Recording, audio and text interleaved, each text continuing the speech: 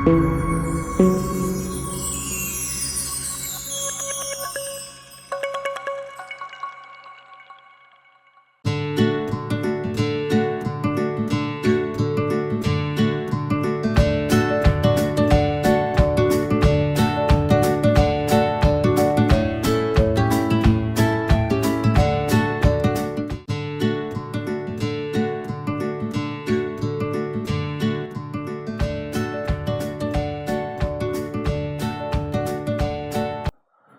Morning.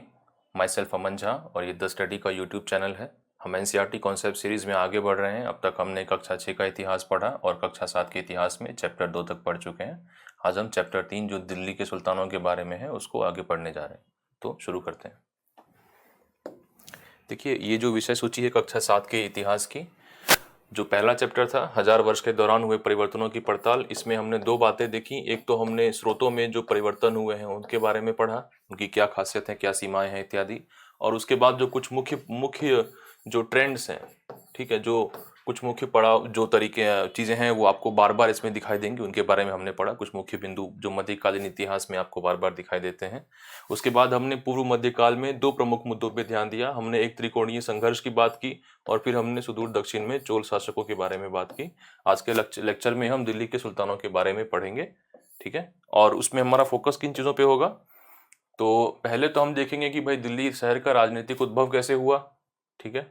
क्योंकि अब तक हमने जितना भी देखा, जो राजनीतिक केंद्र थे मगध, कावेरी डेल्टा, उज्जैन, प्रयाग, ऐसे सातवाहनों का क्षेत्र, ऐसे क्या है कि अलग अलग क्षेत्रों के बारे में पढ़ा, लेकिन अब तक दिल्ली राजनीतिक केंद्र के तौर पे उद्भव होकर नहीं आई है। अब उसके बाद हम देखेंगे कि दिल्ली के प्रमुख सुल्तान, उनका कार्यकाल क्या था, क्या उन कुछ प्रमुख बातें उनके समय की। फिर दिल्ली सल्तनत के बारे में पढ़ने के लिए स्रोत क्या हैं, उनकी उपयोगिता और उनकी सीमाएं क्या रहेंगी। फिर दिल्ली सल्तनत का आंतरिक और बाह्य प्रसार। आंतरिक प्रसार से मतलब है कि भाई सीमाओं के अंदर ही अपना जो कानून व्यवस्था है उसको सुदृढ़ करना, ठीक है, अपने शासकों की बातें मनवाना, कर वसूल कर पाना, पहले मध्यस्थों के द्वारा और फिर खुद स्वयं से। और फिर बाह्य प्रसार जो है वो साम्राज्यवाद है कि उसको फिर उत्तर भारत के एक भाग से भाग में ही नहीं, पूरा उत्तर भारत, मध्य भारत और फिर दक्षिण तक जाना। फिर हम प्रशासनिक सुधार और एकता प्रणाली की बात करेंगे, क्योंकि स्वाभाविक है कि अगर आंतरिक और बाह्य प्रसार करना है, प्रशासन को सुदृढ़ करना है, तो आपको कुछ विशेषताएं उसमें लानी होंगी, कुछ सुधार लाने होंगे।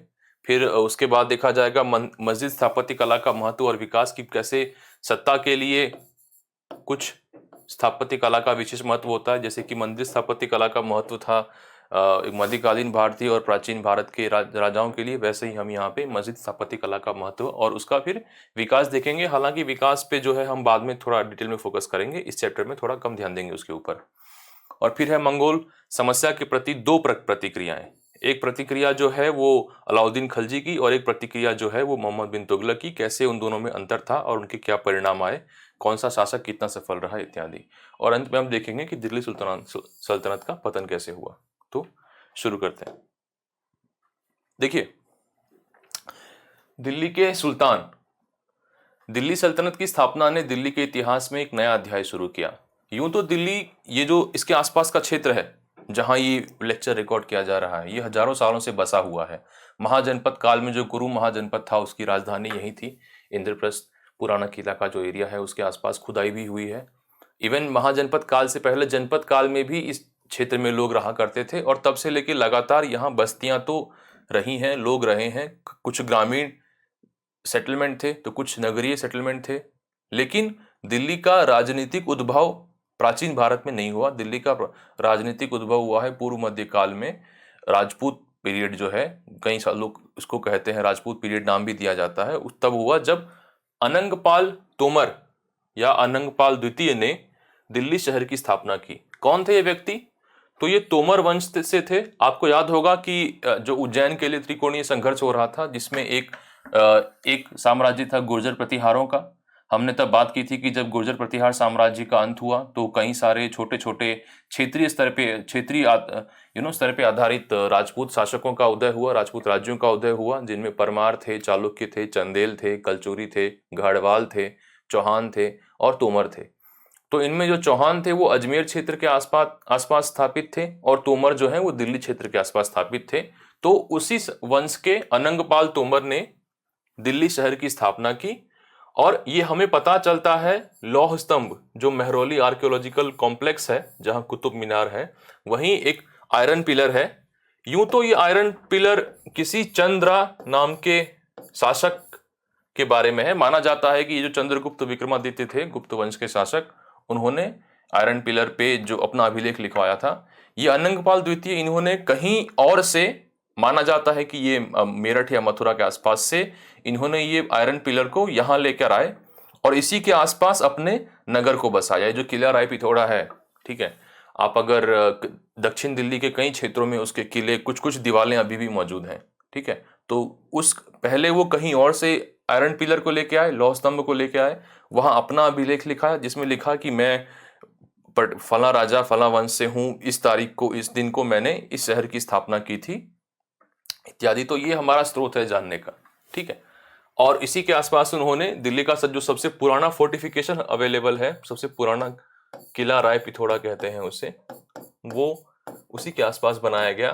और जो दिल्ली सल्तनत के प्रारंभिक सुल्तान थे उन्होंने भी शुरू में तो उसी किले पे अपना कब्जा किया और वहीं से प्रशासन चलाने की कोशिश की। बाद में धीरे धीरे करके उन्होंने एक एक जो छोटे छोटे शहर बसाए, जैसे कि तुगलकाबाद हो गया, जहांपनाह हो गया, सीरी या फिरोजशाह कोटला हो गया, ये सब बाद में बनाया गया। पहले उन्होंने भी फिर ये किला राय पिथौरा से ही शासन किया कुछ समय तक, ठीक है।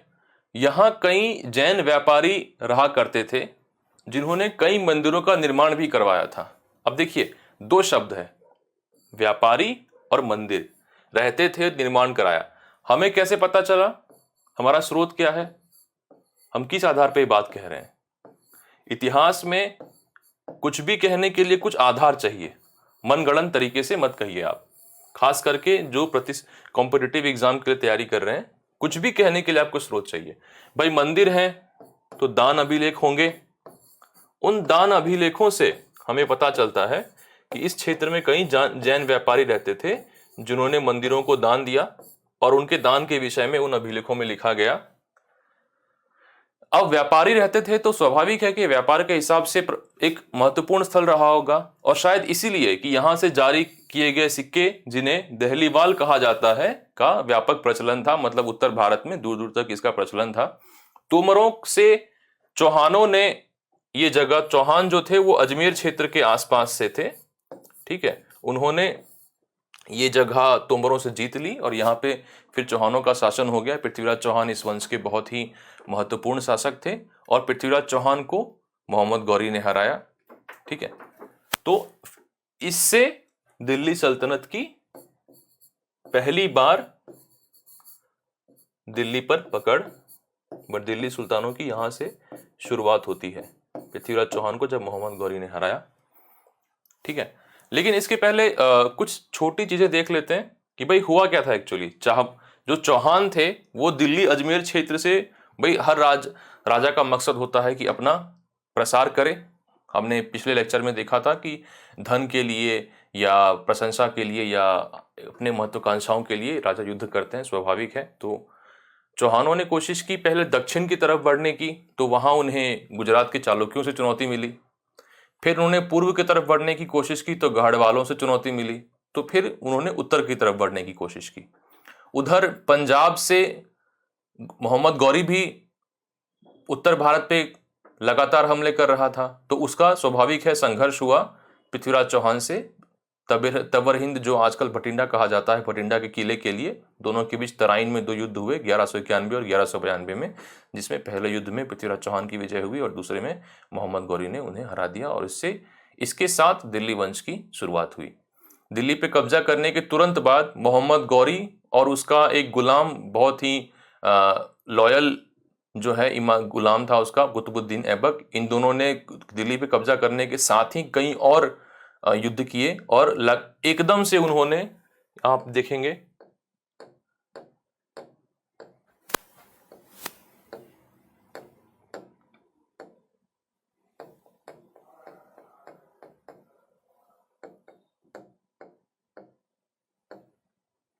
एकदम से दिल्ली को जीतने के बाद तुरंत से उन्होंने कई जगहों पे, अजमेर या ग्वालियर हो गया, यहाँ पे बयाना नाम का एक किला था, ठीक है, कालिंजर है जो इस क्षेत्र में है, ऐसे कई किलों पे उन्होंने लगातार अटैक किए तुरंत तुरंत, और काफी तेजी से उन्होंने उत्तर भारत के जो महत्वपूर्ण शहर थे, किलेदार शहर थे, उत्तर भारत पे उन्होंने कब्जा कर लिया। यहां तक कि मोहम्मद गौरी का एक कमांडर था बख्तियार खिलजी, वो तो बंगाल तक पहुंच गया और लखनौती भी उसने जीत लिया, और तुरंत बहुत ही जल्द उसने अपने आप को स्वतंत्र भी घोषित कर दिया। उसे लगा कि भाई इतना दूर आ गया हूं मैं दिल्ली से बंगाल तक, तो मुझे क्यों अपने मालिक की सुनने की जरूरत है, मैं एक अपना सल्तनत अलग से बना लूंगा।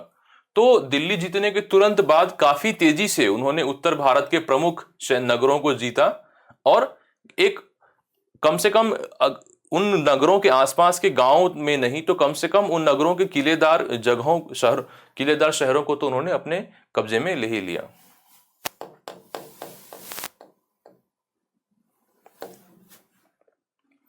ठीक है, सुल्तान बनने का क्या मतलब है, और इल्तुतमिश पहला सुल्तान था। देखिए, सुल्तान शब्द का एक खास मतलब है। आज के समय में तो भाई किसी का भी नाम सुल्तान रख दिया जाता है, लेकिन सुल्तान बनने का मतलब है खलीफा का नायब। ठीक है, शुरू शुरू में जब इस्लाम का अरब क्षेत्र में से प्रसार शुरू हुआ, बाहर की तरफ प्रसार शुरू हुआ, तो कैलिफ जो थे, खलीफा, उनके शासन में शुरू हुआ। प्रॉफेट मोहम्मद के बाद जो खलीफा आए, उनके निगरानी में बाहर की तरफ प्रसार शुरू हुआ उनका। लेकिन धीरे धीरे इस्लाम, धीरे धीरे क्या रादर बहुत ही तेजी से इतने बड़े क्षेत्र में फैल गया कि एक व्यक्ति से वो शासन नहीं हो पाएगा, इतना बड़ा साम्राज्य नहीं चल पाएगा। तो धीरे धीरे केंद्रीय कंट्रोल भी कम होने लगा, और एक ऐसे खास करके ऐसे महत्वाकांक्षी कमांडर थे जो अपनी सत्ता को बढ़ाने के लिए नए नए क्षेत्रों पे लगातार कब्जा कर रहे थे। तो धीरे धीरे एक पदवी उभर कर आई जिसे सुल्तान कहते हैं। सुल्तान का मतलब होता है खलीफा का नायब। अगर आप ग्राउंड रियलिटीज की बात करें तो सुल्तान किसी भी राजा की तरह या बादशाह की तरह पूर्ण तरीके से स्वतंत्र है। खलीफा का नायब होने का यह मतलब नहीं है कि वो खलीफा को जवाबदार है, पर ये पहले एक परंपरा के तौर पे उभरी थी। इसलिए जब भी कोई सुल्तान बनता था तो सुल्तान बनने के तुरंत बाद कुछ पेशकश के साथ खलीफा के को भेजता था, चाहे वो खलीफा बगदाद में हो, चाहे दमास्कस में हो या इस्तांबुल में हो, उसे एक पेशकश भेजता था, और बदले में वो सुल्तान को स्वीकार करता था कि हाँ, तुम मेरे नायब हो, तुम उस क्षेत्र में मेरे नायब हो। इसका कोई ग्राउंड रियलिटी से रिलेशन नहीं है। सुल्तान, जबकि देखा जाए तो सुल्तान पूर्णतः संप्रभु था, और उसका जो शासन था वो एब्सोल्यूट था, जो केंद्रीकरण था वो एकदम महत्तम था, और सुल्तान जो चाहे अपने सल्तनत के अंदर कर सकता था। लेकिन एक प्रथा के तौर पे ये बात उभरी थी कि भाई, आपको अगर कैलिफ से स्वीकृति मिल जाती है तो मुस्लिम जगत की नजर में आपके शासन पे एक ठप्पा लग चुका है, एक धार्मिक ठप्पा लग चुका है, अब आपको स्वीकृति मिल चुकी है। हालांकि आंतरिक स्तर पे वो पूर्णतया स्वतंत्र थे। इसीलिए इल्तुतमिश को पहला सुल्तान माना जाता है, क्योंकि ये पहले व्यक्ति थे जिन्होंने दिल्ली के सुल्तान के तौर पर खलीफा से स्वीकृति प्राप्त की। क्या होता है कि आप यहां से पेशकश भेजते हैं, एक अर्जी भेजते हैं, और वहां से कुछ जो सिंबल्स हैं, चाहे वो छतरी हो या कोई रोब हो, जो खलीफा आपको भेजेगा। तो ये क्या, इन्होंने पहले व्यक्ति थे। ऐसा बिल्कुल नहीं होता था कि अरे आपने स्वीकृति के लिए एप्लीकेशन डाला और वो रिजेक्ट हो गया, ऐसा नहीं था। क्योंकि खलीफा को भी पता था कि मैं इतने दूर से कुछ कर नहीं सकता, और इस इंसान ने अगर अपनी सल्तनत कायम की है तो इसका पूरा अपना मेहनत है, अपने कार्य क्षेत्र में, अपनी सल्तनत के अंदर ये पूर्णतया स्वतंत्र है। लेकिन फिर भी ये एक धार्मिक एक रिवाज के तौर पे इसको आप देख सकते हैं कि एक रिवाज है, कि होता है ना कि आप कुछ बन जाते हैं तो एक मंदिर जाते हैं, ठीक है, तो मन्नत पूरी करने के लिए वगैरह, कुछ ऐसा ही, सिर्फ एक रिवाज के तौर पर इसको देखिए आप। तो जब हम कहते हैं कि सुल्तान मतलब खलीफा का नायब, ये इस शब्द का मतलब है। और तब से लेकर इल्तुतमिश के दिल्ली के पहले सुल्तान बनने से लेकर आधुनिक समय तक लगातार दिल्ली जो है भारत का सबसे महत्वपूर्ण राजनीतिक शहर रहा है। एक ही अंतराल था जब वो नहीं था, जब ब्रिटिश काल शुरू हुआ और उन्होंने कलकत्ता से राज करना शुरू किया। हालांकि उन्होंने भी राजधानी को आखिरकार दिल्ली वो ले ही आए 1911 में। तो उस छोटे तो नहीं कहना चाहिए, क्योंकि वो भी लगभग 150 साल का काल था। उस काल तक के अलावा बाकी पूरे, तब से लेके इल्तुतमिश के सुल्तान बनने से लेके अब तक दिल्ली जो है वो सबसे महत्वपूर्ण राजनीतिक शहर रहा है भारतीय उपमहाद्वीप का और भारत का। मोहम्मद गौरी के इल्तुतमिश से क्या कनेक्शन है? मोहम्मद गौरी का गुलाम था ऐबक, कुतुबुद्दीन ऐबक, और कुतुबुद्दीन ऐबक का गुलाम था इल्तुतमिश।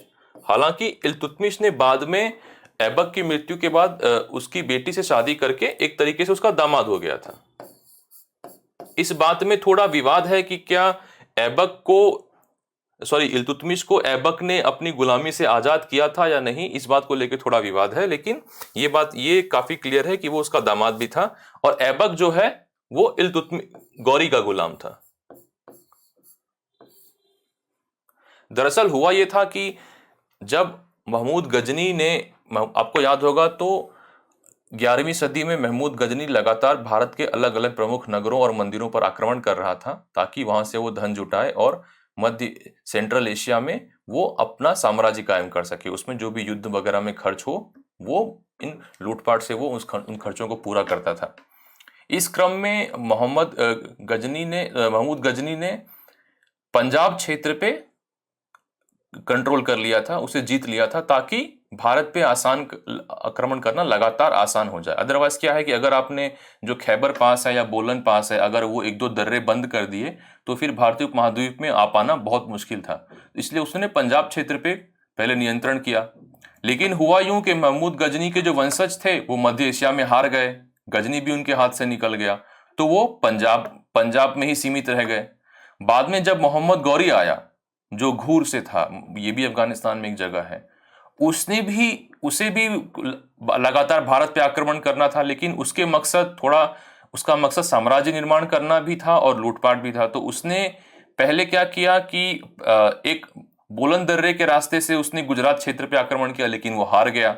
तो ये अपनी गलती समझ आई, लगा कि नहीं, मुझे भी पहले जो है भारतीय उपमहाद्वीप में एक लॉन्च पैड की जरूरत है कि जहां पे जो एक बेस हो जहां से हम लगातार बड़ी आसानी से आक्रमण कर सके। तो उसने फिर गजनाविद राजाओं से पंजाब जीत लिया और तब उसका और पृथ्वीराज चौहान का संघर्ष शुरू हुआ तबर हिंद और भटिंडा के आसपास के क्षेत्र के लिए। ये एक ब्रीफ टाइमलाइन है। इसमें जो सबसे महत्वपूर्ण है इस किताब के नजरिए से वो इल्तुतमिश, अलाउद्दीन खलजी और मोहम्मद बिन तुगलक। हालांकि महत्व और भी शासकों का है, जैसे कि फिरोज शाह तुगलक हो गए या रजिया हो गई। इल्तुतमिश नहीं, बलबन। इस किताब में बलबन पे ज्यादा फोकस किया गया है। इल्तुतमिश के बारे में हम यहाँ भी जो भी जानकारी देने जा रहे हैं वो थोड़ी अतिरिक्त जानकारी होगी। आपको ये डेट्स याद रखने की बिल्कुल जरूरत नहीं है, ठीक है, भूल जाइए इन डेट्स को। आप बस आप एक क्रम याद रखिए कि भाई ये ना हो कि आप कह दें कि तुगलकों के बाद खिलजी आए थे, ये थोड़ा ज्यादा इजी लेना हो जाएगा। लेकिन आप इन तारीखों को बिल्कुल, आपको उसको परेशान होने की जरूरत नहीं है। बस आप अगर ठीक ठाक मात्रा में रिवाइज करते हैं तो आपको सुल्तानों का क्रम याद रह ही जाता है। उसके अलावा तारीख इतनी इंपॉर्टेंट नहीं है, ठीक है। दिल्ली सुल्तानों का अध्ययन करने के लिए स्रोत क्या है? तो देखिए, जो शिलालेख हैं, सिक्के हैं और वास्तुकला तो हैं, लेकिन फारसी में लिखे गए तारीख या तवारीख विशेष रूप से मूल्यवान है। ये सारी चीजें अवेलेबल हैं। हमने पिछले लेक्चर में बात की थी पालम बावली की, ठीक है। पालम बावली में एक संस्कृत में अभिलेख लिखा गया है बलबन के काल का।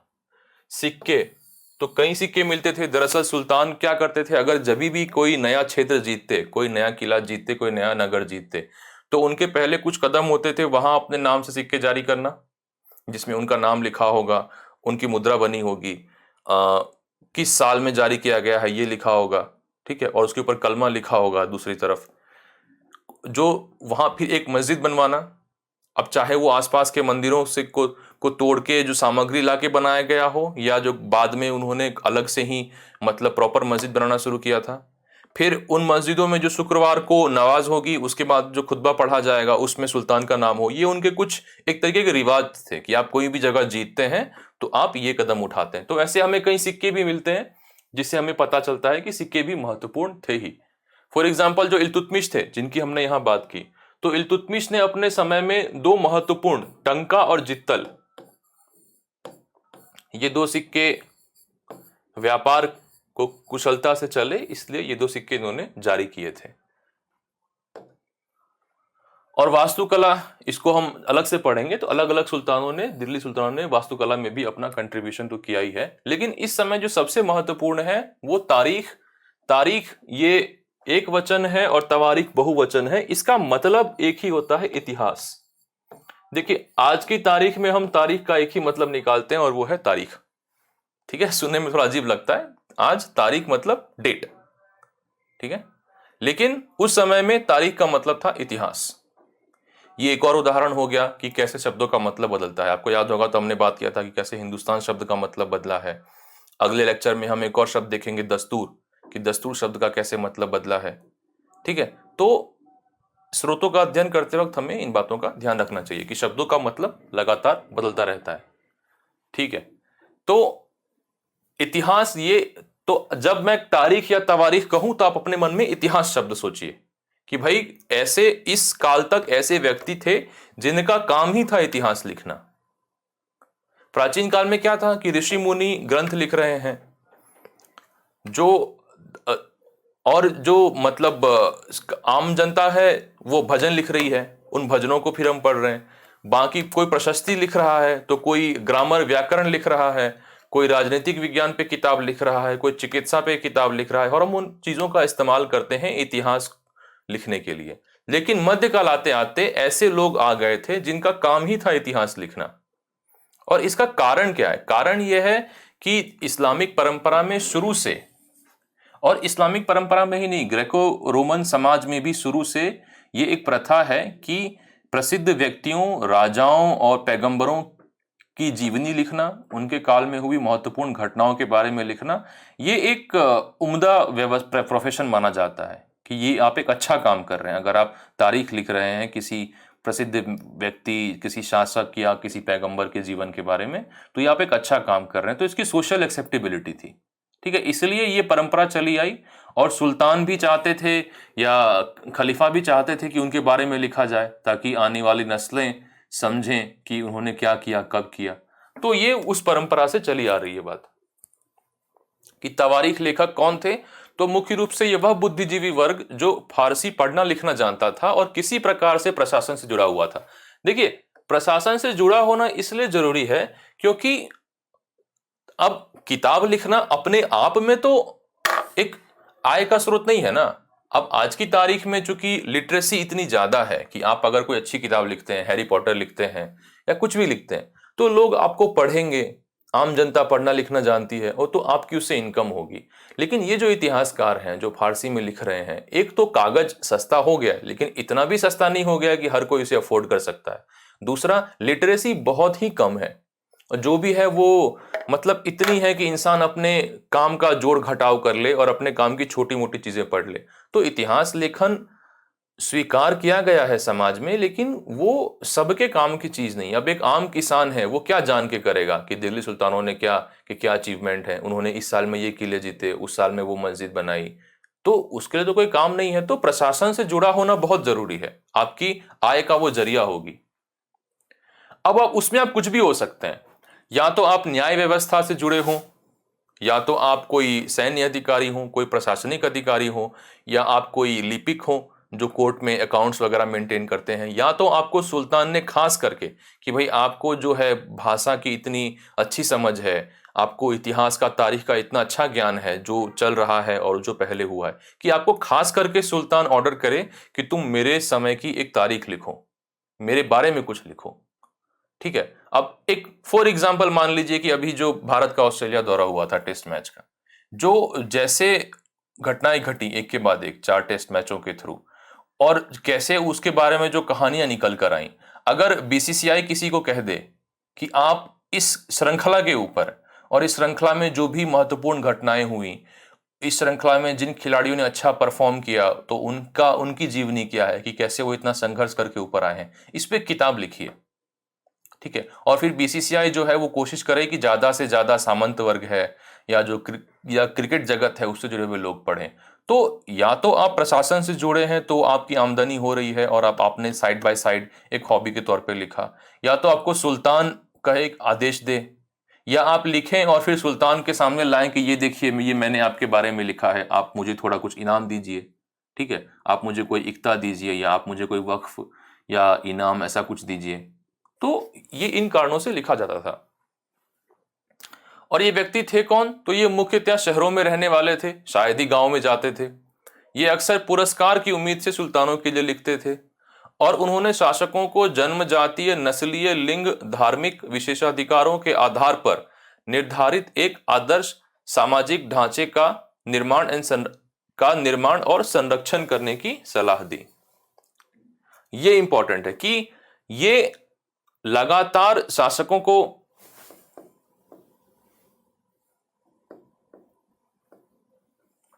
ये लिखा हुआ, उन्होंने शासकों को सलाह दी।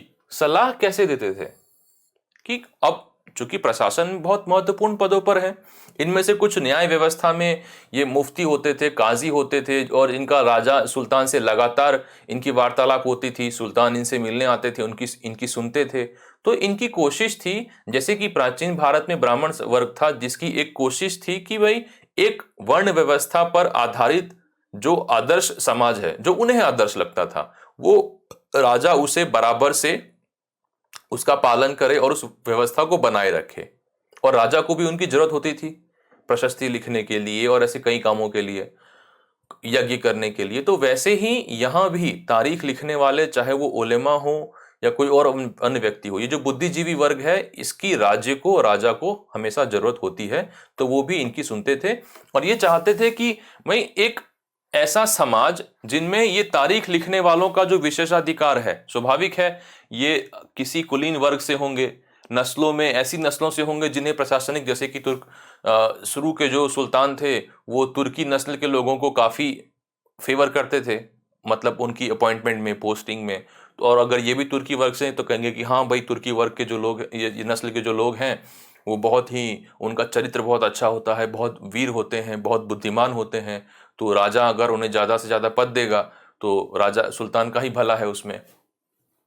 तो एक उनके हिसाब से देखिए, आदर्श आज के मानकों पर नहीं, आदर्श मध्यकाल के मानकों पर, और वो भी तारीख लिखने वालों के मानकों पर एक आदर्श सामाजिक ढांचे का निर्माण और संरक्षण करने की सलाह देते थे। जैसे कि एग्जाम्पल है दारुल हर्ब और दारुल इस्लाम का। तो तारीख लिखने वाले लगातार कहते थे सुल्तानों को कि भारत जो है ये दारुल हर्ब है और इसे दारुल इस्लाम में बदलना चाहिए। ठीक है, मतलब कैसे जो है आप यहाँ पे भारत में शरिया लॉ, दारुल इस्लाम में बदलने का मतलब यह है कि वहाँ एक मुस्लिम का राज हो और जो शासक हो वो मुस्लिम हो और वहाँ पे जो शरिया कानून है उसका पालन हो, पूरा समाज, उसकी आर्थिक व्यवस्था, सारी सांस्कृतिक और नैतिक मूल्य है वो सारे शरिया के हिसाब से हों, जो शरिया कानून होते हैं। तो वो लगातार उनको कहते थे कि भाई आप दारुल हर्ब को दारुल इस्लाम में बनाइए। लेकिन सुल्तान समझता था कि भाई यहाँ जो बहुमत जो उस वक्त थे वो मुस्लिम एक बहुत ही छोटी माइनॉरिटी थे, तो उन्हें लगता था कि मैं इनकी बात मान लूं और मैं लगातार ये काम पे लगा रहूं तो मेरी तो सियासत तुरंत ढह जाएगी। तो थोड़ा बहुत कॉन्फ्लिक्ट भी होता था इनके बीच में। उदाहरण इसका है कि मिन्हाजुस सिराज के रजिया के विषय में विचार। रजिया जो है वो इल्तुतमिश की पुत्री थी और इल्तुतमिश को लगा कि भाई मेरा एक भी बेटा लायक नहीं है, तो उसने रजिया को सुल्तान बना दिया। ठीक है, और वो काबिल भी थी। मिन्हाजुस सिराज खुद एक्सेप्ट करता है कि उसमें सारी काबिलियत है, लेकिन दिक्कत एक ही है कि वो औरत है। तो मिन्हाजुस सिराज ये स्वीकार करने को तैयार नहीं है कि वो सुल्तान रहे। तो उसे एक तरफ से मान भी रहा है कि काबिलियत तो सारी है, लेकिन ये औरत है इसलिए उसे स्वीकार नहीं है सुल्तान बनना। तो यही है कि भाई उनके लिए रजिया जो है एक आदर्श सुल्तान नहीं थी। उनके विचारों से कई सामाजिक वर्ग सरोकार नहीं रखते थे। स्वाभाविक है, अब आप रजिया को कहेंगे कि आप सिर्फ महिला हैं इसलिए आप सुल्तान नहीं बन सकते, तो उन्हें स्वीकार थोड़ी होगा। तो और भी कई सामाजिक वर्ग थे, अगर इनमें से मुख्यतः लोग तुर्की थे, तो अन्य जो मुस्लिम, अन्य नस्लों के जो मुस्लिम थे या जो भारतीय हिंदू थे, वो सोचेंगे कि भाई ये क्या है, ये तो हमें मतलब प्रशासन में जुड़ने ही नहीं देना चाहते, ये हमारे साथ जो है सत्ता को साझा ही नहीं करना चाहते, तो उन्हें नहीं पसंद आएगा। सुल्तान खुद कई बार परेशान होता था कि ये लगातार मुझे कह रहे हैं कि आप जो है भारत को दारुल इस्लाम बनाइए, लेकिन मुझे तो सत्ता चलानी है पहले। अलाउद्दीन खलजी ने कहा था कि किंगशिप नोज नो किंगशिप, कि भाई सत्ता जो है वो किसी की मतलब रिश्तेदार नहीं है, मैं वो करूंगा जो मुझे सल्तनत की भलाई जिससे हो, सल्तनत की भलाई जिसमें हो, मैं इसके लिए नहीं करूंगा कि सही क्या है गलत क्या है, या आपको या उलेमा को सही गलत क्या लगता है। तो ऐसे कई वर्ग थे जो इनकी बातों से इत्तेफाक नहीं रखते थे। ठीक है, अब देखिए 13वीं सदी के एक प्रमुख इतिहासकार हैं फकरे मुदब्बिर। इन्होंने क्या लिखा है कि राजा का काम सैनिकों के बिना नहीं चल सकता, सैनिक वेतन के बिना नहीं जी सकते, वेतन आता है किसानों से एकत्रित किए गए राजस्व से, मगर किसान भी राजस्व तभी चुका सकेंगे जब वे खुशहाल और प्रसन्न हो। ऐसा तभी हो सकता है जब राजा न्याय और ईमानदार प्रशासन को बढ़ावा दे। तो कहते थे कि भाई न्याय को बढ़ावा दो, ईमानदारी को बढ़ावा दो। ठीक है, इन्होंने दो और किताबें लिखी हैं जिसलिए फेमस हैं, तो यही जो लाइन है यहीं से उठाई गई है। एक किताब का नाम है वंशावली, सुल्तानों की वंशावली लिखी होगी, और युद्ध और बहादुरी का शिष्टाचार। ये आपको याद करने की जरूरत नहीं है, ये बस उदाहरण के लिए दे दिया कि इनकी दो किताबें इन्होंने लिखी हुई हैं, आपको इस पे ज्यादा फोकस करने की जरूरत नहीं है। ये कह रहे हैं, राजा से अपील कर रहे हैं कि राजा का काम है न्याय और ईमानदारी हो। लेकिन न्याय और ईमानदारी का मतलब क्या है? आज के समय में न्याय का क्या मतलब है? वो मध्यकाल में न्याय के मतलब से अलग था। हम जब पिछले लेक्चर में देख रहे थे, जब सभा में की सदस्यता के लिए बात कर रहे थे, तो बात उसमें लिखा है कि एक तरफ ईमानदार होना चाहिए, लेकिन जो है जाति के आधार पर और जेंडर के आधार पर भेदभाव चलेगा, वो स्वीकार था उनके लिए वो। लेकिन आज के समय में हम एक ऐसे व्यक्ति को ईमानदार नहीं कहेंगे जो औरत और मर्दों में भेदभाव करता हो, या जाति व्यवस्था में भेदभाव करता हो। तो इनके लिए जो न्याय उचित था, जो ईमानदार था, वो आज के समय से अलग मानक है। तो आपको इनकी आंख बंद करके प्रशंसा करने की जरूरत नहीं है, या तो इनकी कंप्लीटली इनको क्रिटिसाइज भी मत कीजिए। ये अपने समय के हिसाब से सही थे, आधुनिक समय के हिसाब से नहीं थे। किसी भी ऐतिहासिक फिगर को आधुनिक मानकों पे आप नहीं तौलिए, चाहे आजादी की, और वो चाहे बहुत ही पुराना ऐतिहासिक फिगर हो या कोई बहुत ही लेटेस्ट हो।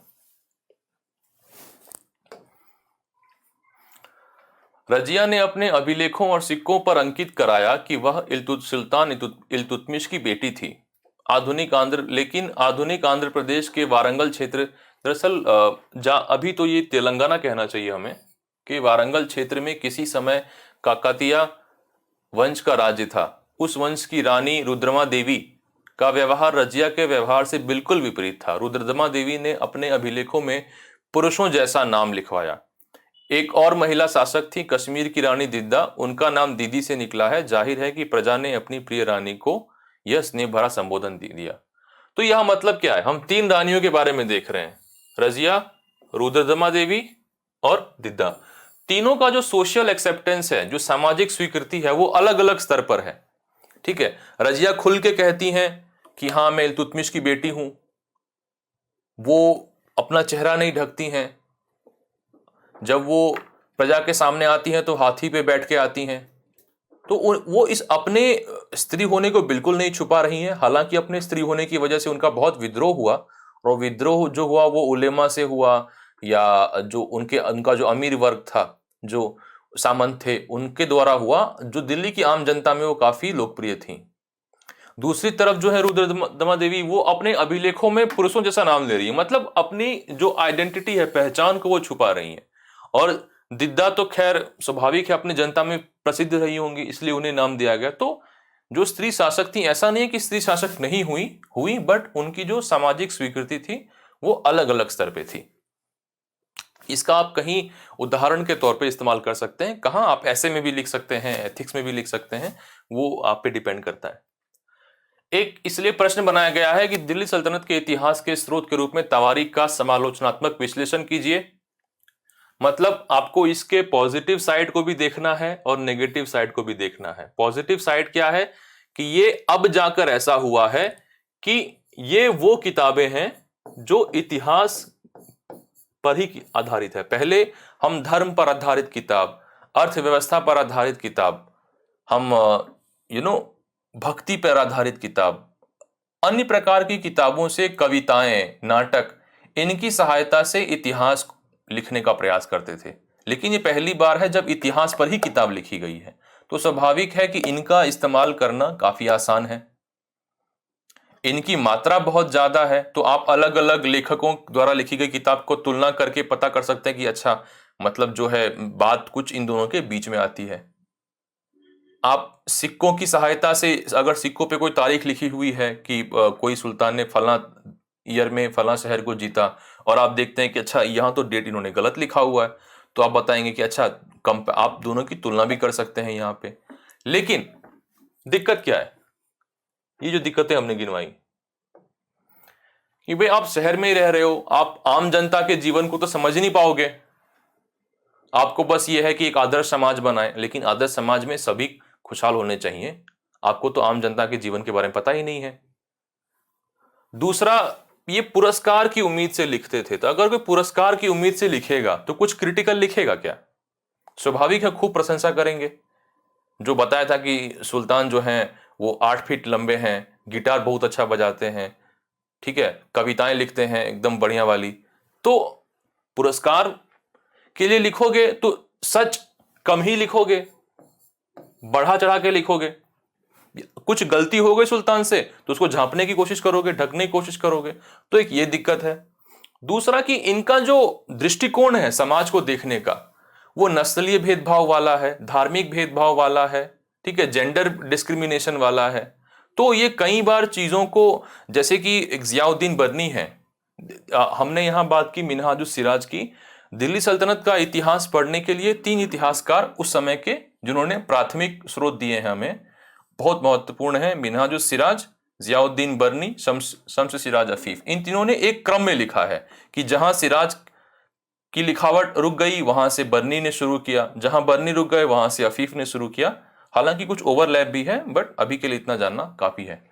तो जो जियाउद्दीन बर्नी है वो अलाउद्दीन खिलजी के जो उनका जो भू राजस्व सुधार है, या उनका जो मार्केट रिफॉर्म्स हैं, जिन्होंने मतलब बाजार प्रणाली में एक नियंत्रण लाया ताकि चीजों की कीमतें ज्यादा ऊपर नीचे ना जाएं, उनकी वो खूब तारीफ करते हैं।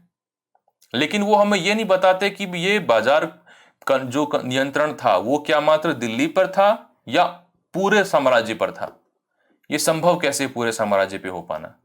दूसरा, यही व्यक्ति मोहम्मद बिन तुगलक की अत्यधिक आलोचना करते हैं, इसके बारे में आगे देखेंगे। तो कई बार इनका जो व्यक्तिगत दृष्टिकोण है वो आपको इतिहास को, उनके लिखे हुए इतिहास को पढ़ने में उसके कारण दिक्कत आएगी। तो आपको एक क्रिटिकल व्यू से, एक रैशनल तरीके से उसको देखना होगा,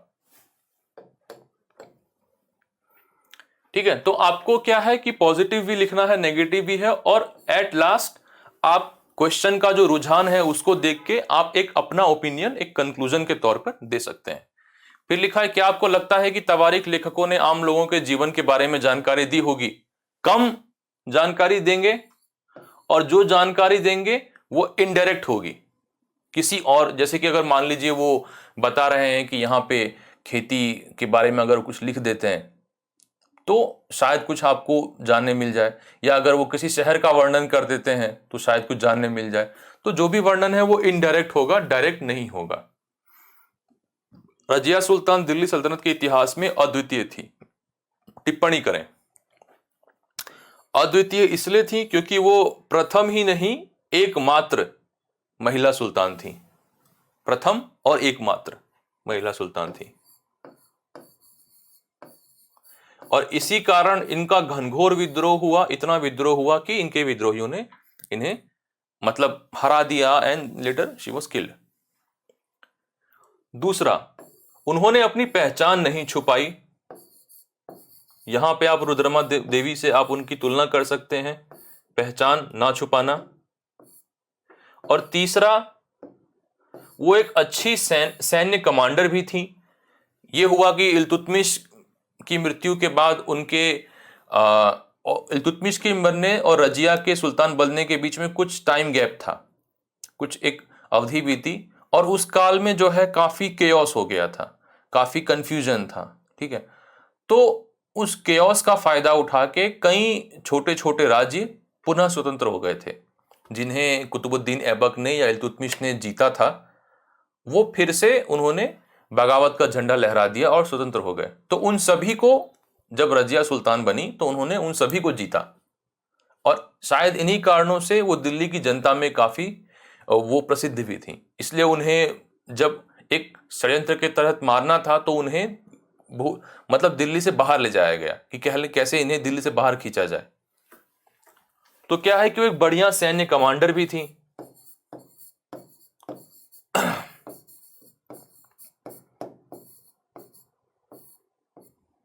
ठीक है, तो इन कारणों से वो दिल्ली सल्तनत के इतिहास में अद्वितीय रही। दिल्ली सल्तनत का विस्तार, देखिए 13वीं शताब्दी के पूर्वार्ध में सुल्तानों का नियंत्रण शायद ही कभी गैरिसन शहरों के बाहर फैला हो।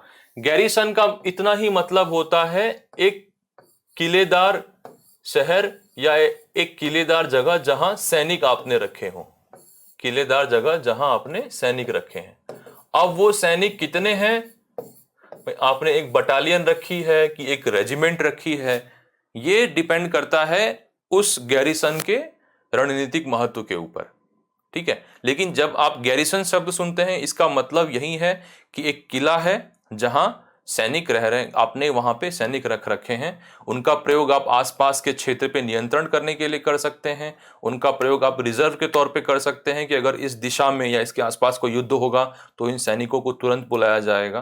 तो यहां कहा गया है कि 13वीं शताब्दी के पूर्वार्ध में सुल्तानों का नियंत्रण शायद ही कभी गैरिसन शहरों के बाहर फैला, इसलिए वे व्यापार, नजराना और युद्ध लूट पर निर्भर थे।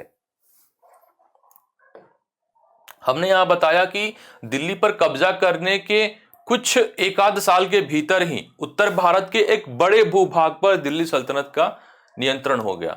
लेकिन नियंत्रण मात्र शहरों तक सीमित था या उन गैरिसन तक, उन किलों तक सीमित था जहां उन्होंने अपने सैनिक रखे। उसके आसपास के गांवों पर बिल्कुल नियंत्रण नहीं था, क्योंकि गांवों पर नियंत्रण करने के लिए एक तो आपके शासन को वैधता चाहिए, आपको उस भूगोल, उस जगह की समझ चाहिए, ठीक है। दूसरा, आपको जो स्थानीय सामंत होंगे या जो स्थानीय अभिजात वर्ग होगा उसके साथ भी आपको एक रिश्ते कायम करने होंगे। ये सब तो हो नहीं पाया था। तो इनका नियंत्रण मात्र किलों तक था। इसलिए क्या करते थे, ये व्यापार, भाई अगर कोई व्यापार मार्ग है तो उस पर आप कर लगा देंगे। आप मार्ग पे तो कंट्रोल कर ही सकते हैं, एक टोल आपने कहीं लगा दिया। या अगर आपके जो शहर है, कोई गैरिसन शहर है, वहां व्यापार के लिए वस्तुएं आ रही हैं तो उन पे आप कर लगा देंगे। नजराना, आसपास के जो जमींदार हुए या कोई सामंत हुए, ठीक है, आपने राजाओं को हटा दिया। जैसे कि आपको याद हो तो हमने बात की थी कि मध्यकाल, पूर्व मध्यकाल आते आते राजा और किसान के बीच में एक लंबी श्रृंखला बन गई थी, जिसमें महासामंत, सामंत, महामंडलेश्वर इत्यादि थे। तो आपने क्या किया, दिल्ली सल्तनत ने राजा को हटा दिया, यहां पे सुल्तान आ गया। आपने धीरे धीरे ऊपर के कुछ महासामंतों को भी हटा दिया, क्योंकि वो आपको लगातार चुनौती दे रहे थे। आपने यहां पे अपने ही दिल्ली सल्तनत के प्रशासनिक अधिकारी रख दिए, सल्तनत के अधिकारी यहां पे रख दिए। ये किलो तक हो गए, जो गैरिसन शहर है वहां तक हो गए। लेकिन अभी भी गांवों में जहां आप किसानों से भू राजस्व लेंगे और आपके गैरिसन शहरों के बीच में काफी सारे मध्यस्थ हैं, सामंत हैं, स्थानीय जमींदार हैं, जो स्थानीय मुखिया हैं, वो सब हैं। तो आपका जो कंट्रोल है वो लिमिटेड है। दूसरा, ये जो वर्ग है वो लगातार आपको परेशान कर रहा है। जो लॉ एंड ऑर्डर है, कानून व्यवस्था है, वो काफी उपद्रव कर रहा है, ठीक। क्योंकि क्या है कि आपके सैनिकों से लगातार भिड़ंत हो रही है, तो आप कभी किसी को बर्खास्त कर दिए उसकी जमींदारी से, तो अब वो डकैती पे उतर आया है वो जमींदार। तो क्या है कि आपने सिर्फ नियंत्रण जो है वो ऊपर ऊपर से है, और ये जो बीच का वर्ग है वो आपके लिए काफी समस्याएं भी क्रिएट कर रहा है, ठीक है। और इसके अलावा बंगाल और सिंध जैसे दूर दराज के इलाकों में गैरिसन शहरों पर नियंत्रण रखना भी एक चुनौती थी। महत्वाकांक्षी सूबेदार केंद्र के जरा से कमजोर पड़ने पर बगावत का झंडा लहरा देते थे और कई बार कामयाब भी हो जाते थे। हमने बख्तियार खलजी की बात की। एक तरफ जहां ऐबक, मोहम्मद गौरी ऐबक, ये सब जो थे उत्तर भारत और मध्य भारत के किले जितने में व्यस्त थे वो पूर्व की तरफ निकल पड़े। कहां तक निकल पड़े? बंगाल तक पहुंच गए। बंगाल जीत भी लिया। वहां के जो सेना वंश के शासक थे उनकी दो राजधानियों पे कब्जा कर लिया। अब लगा कि इतने दूर आ गए हैं कि हम तो गौरी से ऐबक से बहुत दूर आ गए, तो क्यों उनकी बात माने, तो चलो एक अपनी सल्तनत शुरू कर देते हैं। तो ये बड़ी दिक्कत आती थी जो दूर दराज के प्रांत थे उनमें, उन पे लगातार पकड़ बना के रखने, क्योंकि देखिए सेना आपके पास भी है उसके पास भी है। अब अगर उसने बहुत धन जुटा लिया, ज्यादा सैनिक जुटा लिए, तो आप भेजिए सेना। आप अगर उस पर दोबारा नियंत्रण कर सकें तो आपने दोबारा जीत लिया।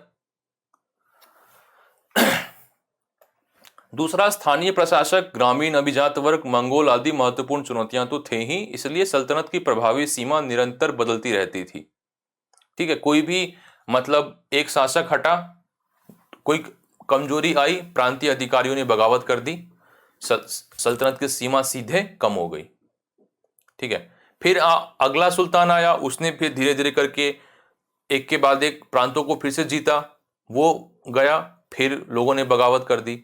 दूसरी तरफ मंगोलों का आक्रमण हो रहा था, तो पहले मंगोल आक्रमण के कारण कुछ समय तक आप जो दर्रों को डिफेंड कर रहे हैं, खैबर दर्रा, बोलन दर्रे को, फिर धीरे धीरे जो आपका जो सीमा है वो सिंधु नदी तक आ गया, फिर धीरे धीरे सीमा है वो दिल्ली तक आ गई कि अब लगातार दिल्ली पे आक्रमण होंगे। तो इन कारणों से है क्योंकि आपकी जो पकड़ है वो बहुत सीमित है और बहुत ही ऊपर के लेवल तक है। उन्होंने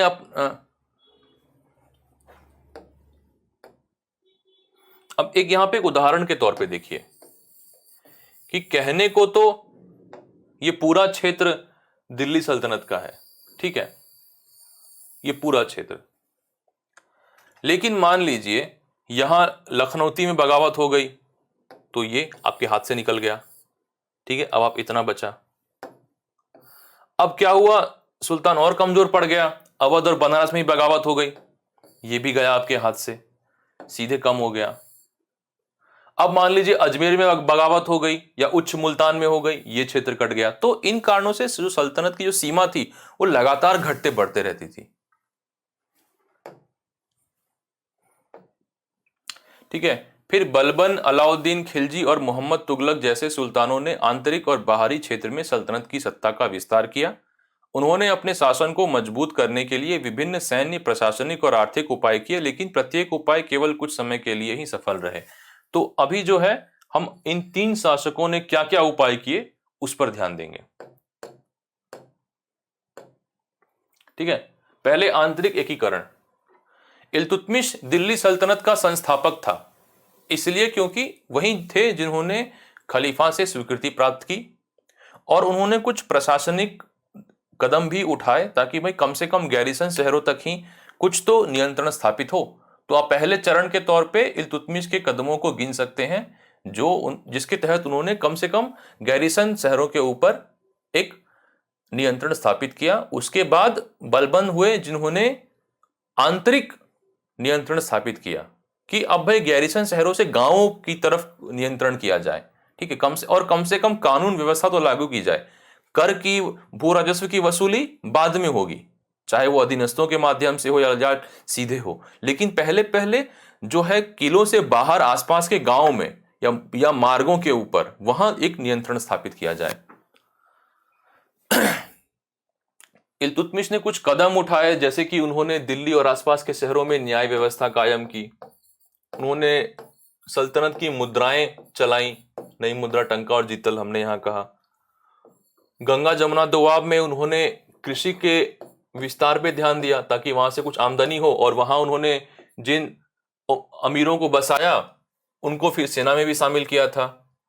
प्रमुख स्थानों पर उन्होंने एक जैसे होता है ना कि अभी आज के टाइम में ऑल इंडिया सर्विस ऐसा कुछ है, तो एक उन्होंने तुर्क चिहलगानी बनाया था। वो तुर्क चिहलगानी मतलब 40 उनके इंपॉर्टेंट तुर्की नस्ल के अफसर थे जो प्रमुख प्रशासनिक पदों पर थे, केंद्रीय हो या प्रांतीय हो या सैन्य प्रशासन हो, तो उन्होंने उनको खास करके चुना और महत्वपूर्ण पदों पर उनकी नियुक्ति की।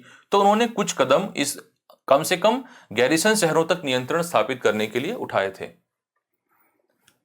लेकिन मंगोल हमले की भीषण चुनौती के कारण, देखिए इल्तुतमिश के बाद कुछ समय बाद रजिया आई और रजिया के कुछ समय बाद बलबन आए। बलबन ज्यादा कदम इसलिए उठा सके क्योंकि पहले तो वो 20 साल तक नायब सुल्तान थे, ठीक है, और फिर वो 20 साल सुल्तान रहे, तो लगभग लगभग उनके पास 40 साल का समय था दिल्ली सल्तनत के आंतरिक एकीकरण के लिए। ने बाह्य विस्तार का प्रयास नहीं किया, इसके बजाय उसने आंतरिक संगठन और नियंत्रण पर जोर दिया, क्योंकि मंगोल हमले लगातार हो रहे थे। उन्होंने कुछ उपाय भी किए मंगोलों से निपटने के लिए, लेकिन वो ज्यादातर सफल नहीं रहे, ठीक है। और उनके शासन के अंत तक तो स्थिति ये आ गई थी कि जो सल्तनत की सीमा थी वो और घट गई थी, और अब सीधा दिल्ली पे आक्रमण होना शुरू होने वाला था। इन अभियानों का उद्देश्य था गैरिसन शहरों के आंतरिक इलाकों में शाही हुक्म मनवाना। इन अभियानों के दौरान गंगा यमुना दोआब में जंगल काटे गए, शिकारियों और पशुपालकों को निष्कासित किया गया। क्या होता था कि जो कानून अव्यवस्था फैलाते थे, चाहे वो डकैत हों जो व्यापारियों पर आक्रमण कर रहे हैं या छोटी मोटी सैन्य टुकड़ों पर आक्रमण कर रहे हैं, वो लगातार आक्रमण करके जंगलों में छुप जाते थे। तो उन्हें खदेड़ने के लिए जरूरी था कि वो जहां शरण ले रहे हैं उन इलाकों को साफ किया जाए। अगर कोई पशुपालक हैं जो कभी यहां रह रहे हैं कभी यहां वहां रह रहे हैं, तो स्वाभाविक है राज्य को उन पर शक होगा कि कहीं ना कहीं इनका भी हाथ हो सकता है डकैती में, तो उन्हें भी हटा दिया गया वहां से, या मजबूर किया गया कि आप एक जगह रहें और खेती करें। किसानों को इन इलाकों में बसाया गया और कृषि को प्रोत्साहित किया गया। व्यापार मार्गों की सुरक्षा और क्षेत्रीय व्यापार को बढ़ाने के लिए नए किले, शहर और कस्बे बसाए गए। तो उन्होंने क्या है कि इंटरनल लॉ एंड ऑर्डर पे अव्यवस्था को, कानून अव्यवस्था को व्यवस्था में बदलने का प्रयास किया उन्होंने, ठीक है। और इस काम के लिए अत्यधिक क्रूरता, मतलब पूरे के पूरे बस्ती को जला देना, कि अच्छा रिपोर्ट मिली है कि यहाँ ये जो गांव वाले हैं, ये चरवाहे हैं, ये लूटपाट का काम करते हैं, सबको एक तरफ से खत्म कर देना, मतलब एक्सट्रीम लॉ एंड ऑर्डर।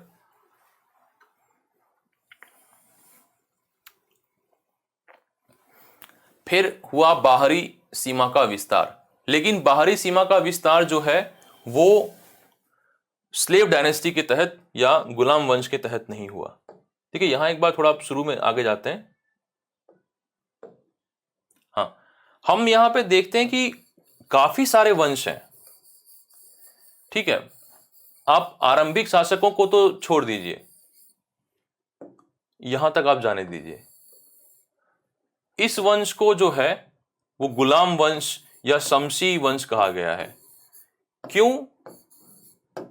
क्योंकि कुतुबुद्दीन ऐबक जो थे वो मोहम्मद गौरी के गुलाम थे, इल्तुतमिश ऐबक के गुलाम थे। तो चूंकि इस वंश की स्थापना एक गुलाम ने की थी, इसलिए इसे गुलाम वंश कहा गया।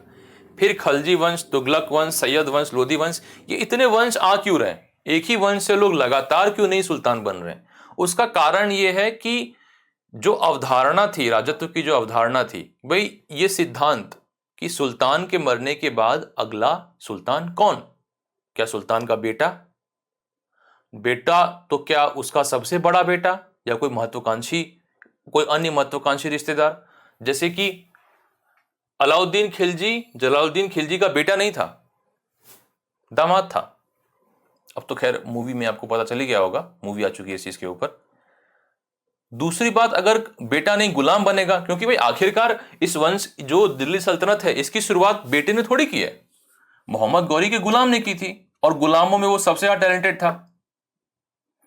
फिर उसके बाद जब इल्तुतमिश बने तो उन्हें जो ऐबक के अलावा मोहम्मद गौरी के और भी कई गुलाम थे, कुबाचा या अल्दूज, उन्होंने चुनौती दी कि भाई तुम किस हिसाब से बन रहे हो? तुम्हारा जो मालिक था, जो तुम बाद में तुमने उसकी बेटी से शादी की, दामाद बन गए, वो मोहम्मद गौरी का गुलाम था। हम भी मोहम्मद गौरी के गुलाम हैं, हम सब मोहम्मद गौरी के अंदर लड़े हैं, तो हम क्यों नहीं शासक बनेंगे? तुम क्यों बन जाओगे? तो कभी भी कौन शासक बनेगा? यहां तक कि आप देखिए सैयद वंश के शासक ऐसे ही बने। लोधी वंश की जिसकी स्थापना की, बहलोल लोधी, वो तो एक मिलिट्री कमांडर था, और सैयद वंश के शासक ने अपने आप छोड़ दी गद्दी, लेकिन भाई तुम संभालो, हमसे ना हो पाएगा। तो ये जो कोई निश्चितता नहीं थी। दूसरी तरफ आप मुगलों की बात करें तो बाबर से लेके अंत में जब 1857 में बहादुर शाह द्वितीय को अंग्रेजों ने हटाया, तब तक यह निश्चित था कि जो अगला बादशाह होगा वो तिमुरिद खानदान से ही होगा। उस खानदान के बाहर कोई नहीं बन सकता। गुलामों को भूल जाइए, महत्वपूर्ण मतलब उनके मंत्रियों को भूल जाइए, चाहे आप कितने भी धनवान हो, कितने भी प्रसिद्ध हो, लेकिन जो अगला बादशाह होगा वो तिमुरिद वंश से ही होगा। तो एक तो ये समस्या थी कि कोई भी महत्वाकांक्षी जिसके पास सेना है, जिसके पास कोई युक्ति है कि कैसे पिछले वाले को रास्ते से हटाया जाए, वो सुल्तान बन सकता था। इसलिए हम यहां पे देखते हैं कि बलबन की मृत्यु के कुछ समय बाद खिलजी वंश आया और खिलजियों के समय में बाहरी सीमा का विस्तार शुरू हुआ। ठीक है, दक्षिण भारत में सैन्य अभियान किए गए, यानी बाहरी सीमा का विस्तार अलाउद्दीन खिलजी के शासनकाल में शुरू हुआ और मोहम्मद बिन तुगलक, जो तुगलक वंश थे, उनके साथ संपन्न हुआ। अपने अभियानों में सल्तनत की सेनाओं ने भारी मात्रा में युद्ध लूट जीता। मोहम्मद तुगलक के शासनकाल के अंत तक अपनी छोटी शुरुआत के लगभग 150 साल बाद दिल्ली सल्तनत की सेनाओं ने उपमहाद्वीप के एक बड़े भाग पर काबू कर लिया। हालांकि जितनी तेजी से मोहम्मद बिन तुगलक ने साम्राज्य विस्तार किया था, अब यहां पर देखिए, ये गुलाम वंश या ममलूक वंश कहें, उनके समय में खिलजी वंश ने थोड़ा बाहर की तरफ बढ़ाया, फिर उन्होंने गुजरात जीत लिया। राजपूताना जो है इस क्षेत्र पे काफी प्रभाव बढ़ाया। उन्होंने ये देवगिरी का जो क्षेत्र था, इसे एक तरीके से लॉन्च पैड की तरह इस्तेमाल किया। ये इनके प्रभाव क्षेत्र में था और यहां से वो लगातार दक्षिण के प्रमुख शहरों के ऊपर, जो यहां हमने दिखाया है, ये लगातार जो देखिए 1310, 1311, 1311, 1311 मदुरई, तंजावुर, वारंगल जैसे महत्वपूर्ण जगहों पर आक्रमण किया और काफी धन जुटाया इन जगहों से। एक मलिक काफूर एक बहुत ही महत्वपूर्ण जनरल थे अलाउद्दीन खिलजी के। आप भूल जाइए कि उन्हें फिल्म में कैसे दिखाया गया है वो, लेकिन वो उनके नियंत्रण, मलिक काफूर के नियंत्रण में ये सारे आक्रमण हुए और काफी, खास करके मंदिरों से काफी धन जुटाया इन्होंने। ठीक है, तो इस काल में क्या है, इन्होंने देवगिरी के राजा से अच्छी मित्रता रखी, उनका सम्मान किया। ठीक है, और उसके थ्रू लगातार उन्होंने दक्षिण पे यहीं पे मतलब यहाँ के से लगातार दक्षिण पे आक्रमण किया, काफी धन जुटाया। और उसके बाद मोहम्मद बिन तुगलक ने कहा कि सोचा कि नहीं, अब एक इनडायरेक्ट कंट्रोल नहीं करना है, ठीक है, हमें अब सीधा कंट्रोल करना है, इनडायरेक्ट नहीं कर सकते, अब सीधा कंट्रोल करना है। तो उन्होंने सीधा राज्य को बढ़ाया और इस पूरे क्षेत्र को मिला लिया, लेकिन दो भागों में। पहले एक बार जब ये अफवाह उड़ी कि सुल्तान की मौत हो चुकी है, तो दक्षिण भारत के काफी सारे राज्यों ने बगावत कर दी, और जब वाकई में मोहम्मद बिन तुगलक की मृत्यु हुई, तो गुजरात, बंगाल, जौनपुर, इन सब क्षेत्रों ने और बगावत कर दी। इसलिए आप देखिए कि लोधी वंश के समय में कितना सिमट के रह गया था, और शुरू में तो ये और भी कम था, बाद में कुछ लोधी शासकों ने थोड़ा उसको बढ़ाया, जौनपुर वगैरह को मिलाया। तो लगभग 150 साल में एक बहुत ही छोटी शुरुआत से पूरे भारत पे इनका नियंत्रण तो हुआ, लेकिन वो नियंत्रण बहुत ही सूक्ष्म काल के लिए था, कुछ वर्षों के लिए था। मोहम्मद बिन तुगलक को के बारे में कहा जाता है कि उन्हें इतना विस्तार नहीं करना चाहिए था, क्योंकि उसका परिणाम साफ हुआ कि जैसे ही उन्होंने इतना विस्तार किया, तुरंत उनका राज्य भी खत्म हो गया।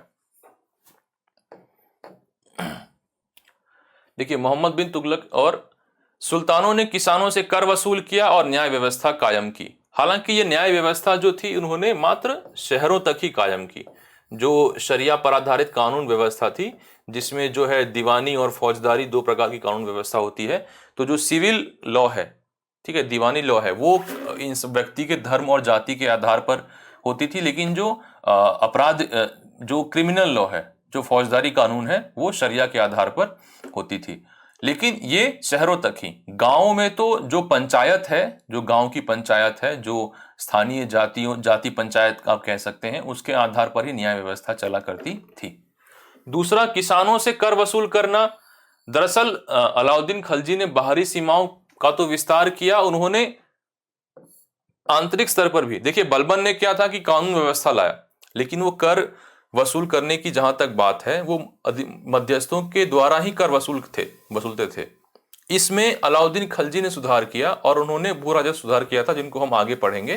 तो उन्होंने किसानों से कर वसूलना शुरू किया और ये आगे भी चला। हालांकि बाद में मदीनस्तों को दोबारा उसमें शामिल कर लिया गया था। लेकिन इतने विशाल क्षेत्र पर नियंत्रण अब अल्पकालीन था। जो हमने वहां देखा कि भाई आपने जैसे ही पूरे दक्षिण भारत पे नियंत्रण स्थापित किया, तुरंत आपके हाथ से निकल गया। जैसे ही मोहम्मद बिन तुगलक की मृत्यु हुई तो लगभग लगभग इतना सा क्षेत्र कट गया उनके हाथ से। पहले आपने लगभग इतना खो दिया एक अफवाह के कारण, और जब उनकी वाकई मृत्यु हुई तो ये भी चला गया। कुल मिला के बस थोड़ा सा क्षेत्र बचा था।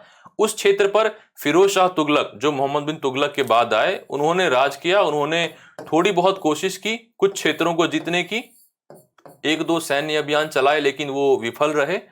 तो उन्होंने फिर बाद में कोशिश भी नहीं की इस क्षेत्र में, क्योंकि वो इतने अच्छे सैन्य कमांडर नहीं थे। तो ये जो नियंत्रण है वो बहुत ही अल्पकालीन था। अब इसके बाद आते हैं हम इक्ता प्रणाली पे। देखिए, हमने पहले दो चीज देखी कि पहले चरण में इल्तुतमिश ने गैरिसन शहरों पे बराबर नियंत्रण स्थापित किया। तुर्के चिहलगानी, जो उनके तुर्की नस्ल के प्रमुख अधिकारी थे, उनकी उन्होंने एक काडर तैयार किया एक तरीके से। ठीक है, आप उनको सिविल सर्वेंट तो नहीं कह सकते क्लियरली, क्योंकि वो मिलिट्री रोल भी प्ले करते थे। तो उन्होंने एक उसके थ्रू काम किया। फिर बलबन का समय आया, उन्होंने क्या किया कि जो आंतरिक भाग हैं गैरिसन शहरों के आसपास के, उन पर नियंत्रण स्थापित किया। उसमें आगे चल के अलाउद्दीन खिलजी ने भू राजस्व में सुधार किया, जिसके कारण उन्होंने क्या किया, पहले मध्यस्थों को हटा दिया, लेकिन बाद के सुल्तानों ने मध्यस्थों को फिर से कर वसूल करने की जो प्रणाली है उसमें जोड़ लिया था। तो इन सब में जो है कि आपको एक प्रशासन की तो जरूरत है, आपको केंद्रीय स्तर पे भी प्रशासन की जरूरत है, प्रांतीय स्तर पे भी जरूरत है। ग्रामीण स्तर पर सल्तनत जो थे, दिल्ली सल्तनत थी, वो कभी पहुंच नहीं पाई, लेकिन कम से कम भू राजस्व की वसूली के लिए तो आपको गांवों से एक रिश्ता रखना होगा। तो आपको एक प्रशासन चाहिए। केंद्रीय स्तर पर 4 प्रमुख विभाग थे, और भी कई विभाग थे। सुल्तान अपनी जरूरत के हिसाब से नए नए विभागों को क्रिएट करते रहते थे, लेकिन 4 सबसे प्रमुख थे। दीवाने वजीर, इनको आप फाइनेंस मिनिस्टर कह सकते हैं। दीवाने अरीस, मिलिट्री डिपार्टमेंट। दीवाने इंसा, करस्पॉन्डेंस है, कोई जो संदेश भेजना है यहाँ वहाँ दूसरे राज्यों को, प्रांतीय अधिकारियों को, और विदेश मंत्रालय के साथ आप इसकी तुलना कर सकते हैं। और दीवाने रिसालत, ये धार्मिक मामलों का मंत्रालय होगा। किसी विद्वान को या किसी मुफ्ती को, किसी उलेमा को अगर कोई दान देना हो, जो वक्फ में जो दान दिया जाता है, इनाम दान इत्यादि, उसके लिए। हालांकि ये ओवर सिंप्लीफिकेशन है। इनकी तुलना अगर हम आधुनिक मंत्रालयों से सिर्फ इसलिए कर रहे हैं ताकि कुछ समझने में आसानी हो। ये बुक के स्कोप से बाहर है, तो बस हल्का सा इसको देखेंगे कि भाई ये फाइनेंस मिनिस्ट्री हो गई। दीवाने वजीर, क्या इनका काम है वही कि आमदनी और खर्च का हिसाब रखना। दीवाने अरीज, मिलिट्री डिपार्टमेंट। इंशा, फॉरेन मिनिस्ट्री कम विदेश मंत्रालय, और आप इसको दूरसंचार मंत्रालय भी कह सकते हैं एक तरीके से। और रिसालत यानी धार्मिक और सांस्कृतिक मामलों में, और न्यायिक मामले भी, धार्मिक मामलों के साथ साथ न्यायिक मामले भी, धार्मिक, सांस्कृतिक और न्यायिक मामले। इसके अलावा भी कई विभाग होते थे या कोई व्यक्तिगत मंत्री होते थे। तो ये हो गई केंद्रीय स्तर की बात। इसके अलावा सल्तनत के अंदर जितना भी भूभाग था उसे 2 भागों में बांटा गया, खालिसा और इक्ता। खालिसा से जो भी भू राजस्व की आमदनी होती थी वो सीधा सीधा सुल्तान को जाती थी, केंद्र तक पहुंचती थी। लेकिन इक्ता, जो अब मान लीजिए ये आपका सल्तनत है, इसमें से आपने इतनी जमीन खालिसा के लिए रखी हुई है और बाकी को आपने छोटे छोटे इक्ताओं में बांट दिया है। इनकी आप प्रांतों से तुलना कर सकते हैं। ठीक है, इनकी आप प्रांतों से तुलना कर सकते हैं।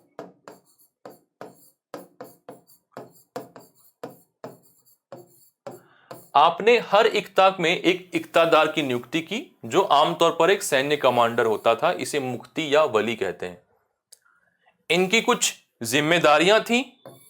वो जिम्मेदारियां क्या थी कि आपको जितने सैनिक रखने का दायित्व दिया गया है कि आपको इतने घुड़सवार रखने हैं, आपको उनका भरण पोषण कीजिए, उनकी ट्रेनिंग आपको हमेशा इतने रेडी रखने हैं। इसके लिए आपको जो आमदनी चाहिए और साथ साथ आपका जो वेतन है, आपका व्यक्तिगत वेतन और आपको जो सैन्य जिम्मेदारियां दी गई हैं उसे निभाने के लिए जो खर्च होगा वो आप इस इक्ता वाली जमीन में भू राजस्व वसूल करके पूरा कीजिए। ठीक है।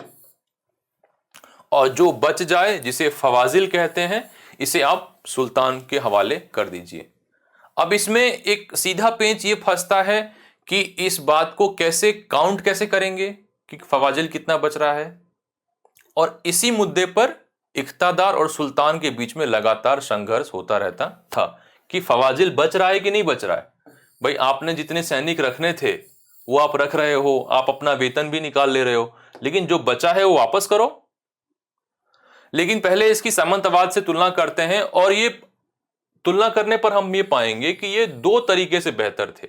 ए कि जो इख्तादार था उसका ट्रांसफर हो सकता था। ठीक है, इलाहाबाद का इख्तादार कारा जो उस वक्त कहते थे, उसे आप भेज सकते हैं अजमेर या लाहौर, तो ट्रांसफरेबल था। आप महासामंत का ट्रांसफर नहीं कर सकते क्योंकि उसका अपनी भूमि पर जो अधिकार है वो उसका जो मतलब वो हेरिडिटरी राइट है। ठीक है, वंशानुगत अधिकार है उसका, उसे आप हटा नहीं सकते। दूसरा, ये जो फवाजिल देने की बात थी, तो अगर कोई ताकतवर या कोई अलर्ट, कोई केपेबल सुल्तान है तो वो इस बात पे लगातार इख्तादार पे नियंत्रण रख सकता है। ठीक है, तो इख्तादार जो है वो सुल्तान पे तो कुछ हद तक महासामंत की तुलना में तो ज्यादा ही निर्भर था, उतना स्वतंत्र नहीं था।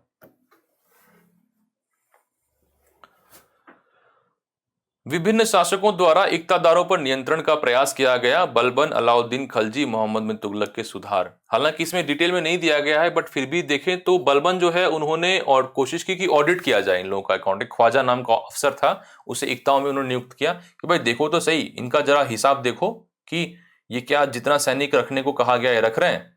दूसरा, अपना वेतन और सैनिकों के खर्चे के बाद जो फवाजिल बच रहा है वो कितना है तो भेजो, नहीं बच रहा है तो क्यों नहीं बच रहा है। ये अगर इनके जो सामंतों जो जो स्थानीय अभिजात वर्ग है या जो ग्रामीण अभिजात वर्ग है जिसका मतलब कृषि के ऊपर काफी पकड़ है, उनसे क्या इनकी ज्यादा साठगांठ तो नहीं है कि पूरी वो अपनी इनकम ही रिपोर्ट नहीं कर रहे ठीक से।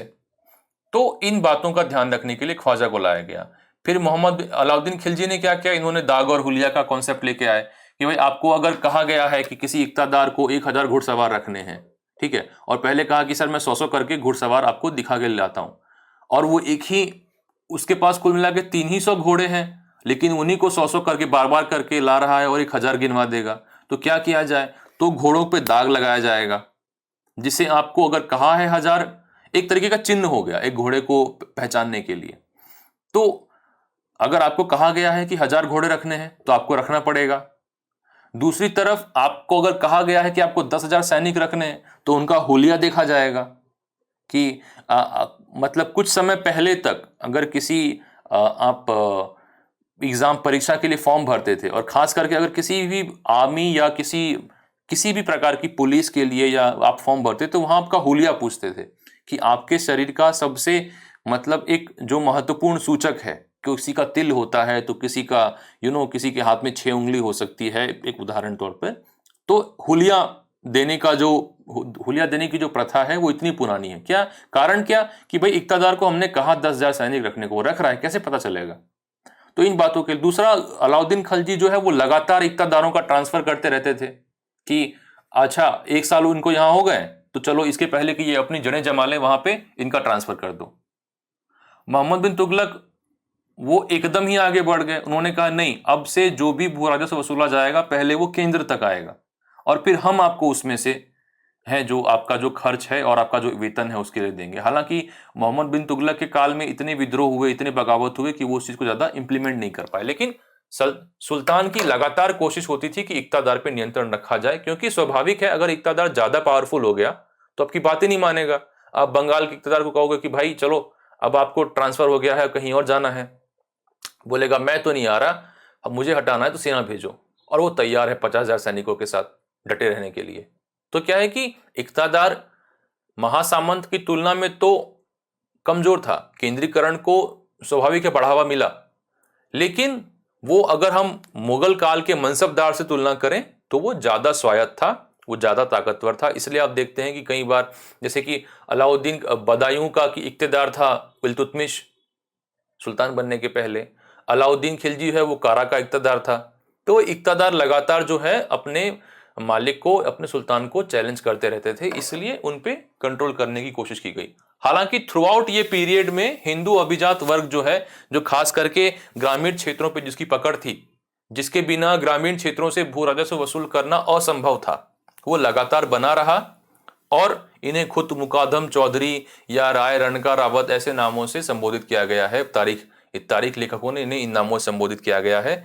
एक बहुत ही छोटे पीरियड के लिए अलाउद्दीन खलजी ने खालिसा भूमि में से, जो भूमि सीधे सुल्तान के नियंत्रण में थी, उस भूमि में यह प्रथा चलाई कि भाई हम हिंदू अभिजात वर्ग को हटा के सीधा कृषक से कर वसूलेंगे और ये जो इन्हें कर माफी दी गई है वो भी खत्म कर दी जाएगी। अब ये भी अपनी जमीन पर से हमें कर देंगे। उन्होंने कुछ समय के लिए ये प्रावधान किया, लेकिन उनके जाने के बाद ही इसे भुला दिया गया।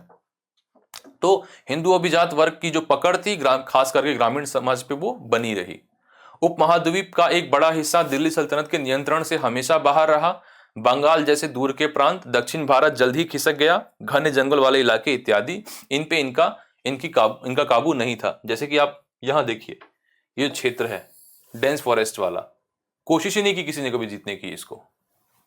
और यहां भी अगर उड़ीसा का है या महाराष्ट्र का है या कहीं भी अगर घने जंगलों वाला क्षेत्र है, तो क्या है कि ऑब्वियसली जो आर्मीज हैं वो उसको बाईपास करके शहरों की तरफ जाएंगी। तो ऐसे क्षेत्रों पे भी नियंत्रण नहीं होता था। ठीक है, एक प्रश्न है कि यह सुनिश्चित करने के लिए क्या कदम उठाए गए कि मुफ्ती अपने कर्तव्यों का पालन करे। आपको क्या लगता है कि वे सुल्तानों के आदेशों की अवहेलना क्यों करना चाहते थे? तो कुछ प्रमुख कदम थे बलबन के, अलाउद्दीन खलजी के, तुगलक के, जिनको हमने डिस्कस किया है। और वो क्यों बगावत करना चाहते थे? महत्वाकांक्षा कि एक बार आपने इतनी आमदनी कर ली या इतने स्रोत जुटा लिए कि अब आप एक सेना खड़ी कर सकते हैं और अपने राज्य को की रक्षा कर सकते हैं, तो आप बगावत कर देंगे उनसे। खराज शब्द का क्या अर्थ है, ये प्रीलिम्स में आ सकता है। देखिए, एक्चुअली जो शरिया कानून है उसके तहत 4 प्रकार के कर बताए गए हैं, जिसमें से जकात, खराज, खम्स, जजिया 4 हैं। तो खराज ये जो है, इसको आप भू राजस्व कह सकते हैं। ठीक है। दिल्ली सल्तनत की नौकरशाही और अभिजात वर्ग, हमने देखा कि भाई राज्य का विस्तार हुआ, आंतरिक एकीकरण हुआ, बाह्य विस्तार हुआ, एकता प्रणाली है जिसके तहत फिर केंद्रीय प्रशासन है, प्रांतीय प्रशासन है जो एकता प्रणाली के तहत चला इत्यादि। तो इन सब के लिए आपको ब्यूरोक्रेसी तो चाहिए, नौकरशाही तो चाहिए। तो वो, और आज के टाइम की तरह आप ओपन एग्जाम्स तो ले नहीं सकते कि एक क्राइटेरिया होगा, आप अगर उसको फुलफिल करते हैं तो आप एग्जाम दीजिए और आपकी रिक्रूटमेंट होगी, ऐसा तो है नहीं। तो जो नौकरशाह हैं वो कुलीन वर्ग से ही आएंगे, अभिजात वर्ग से ही आएंगे। तो उसके बारे में अब थोड़ा देख लेते हैं कि दिल्ली सल्तनत के समेकन को विश्वसनीय राज्यपालों, सूबेदारों और प्रशासकों की आवश्यकता थी। शुरुआती दिल्ली सुल्तानों, विशेष रूप से इल्तुतमिश ने अपने दासों का सहारा लिया,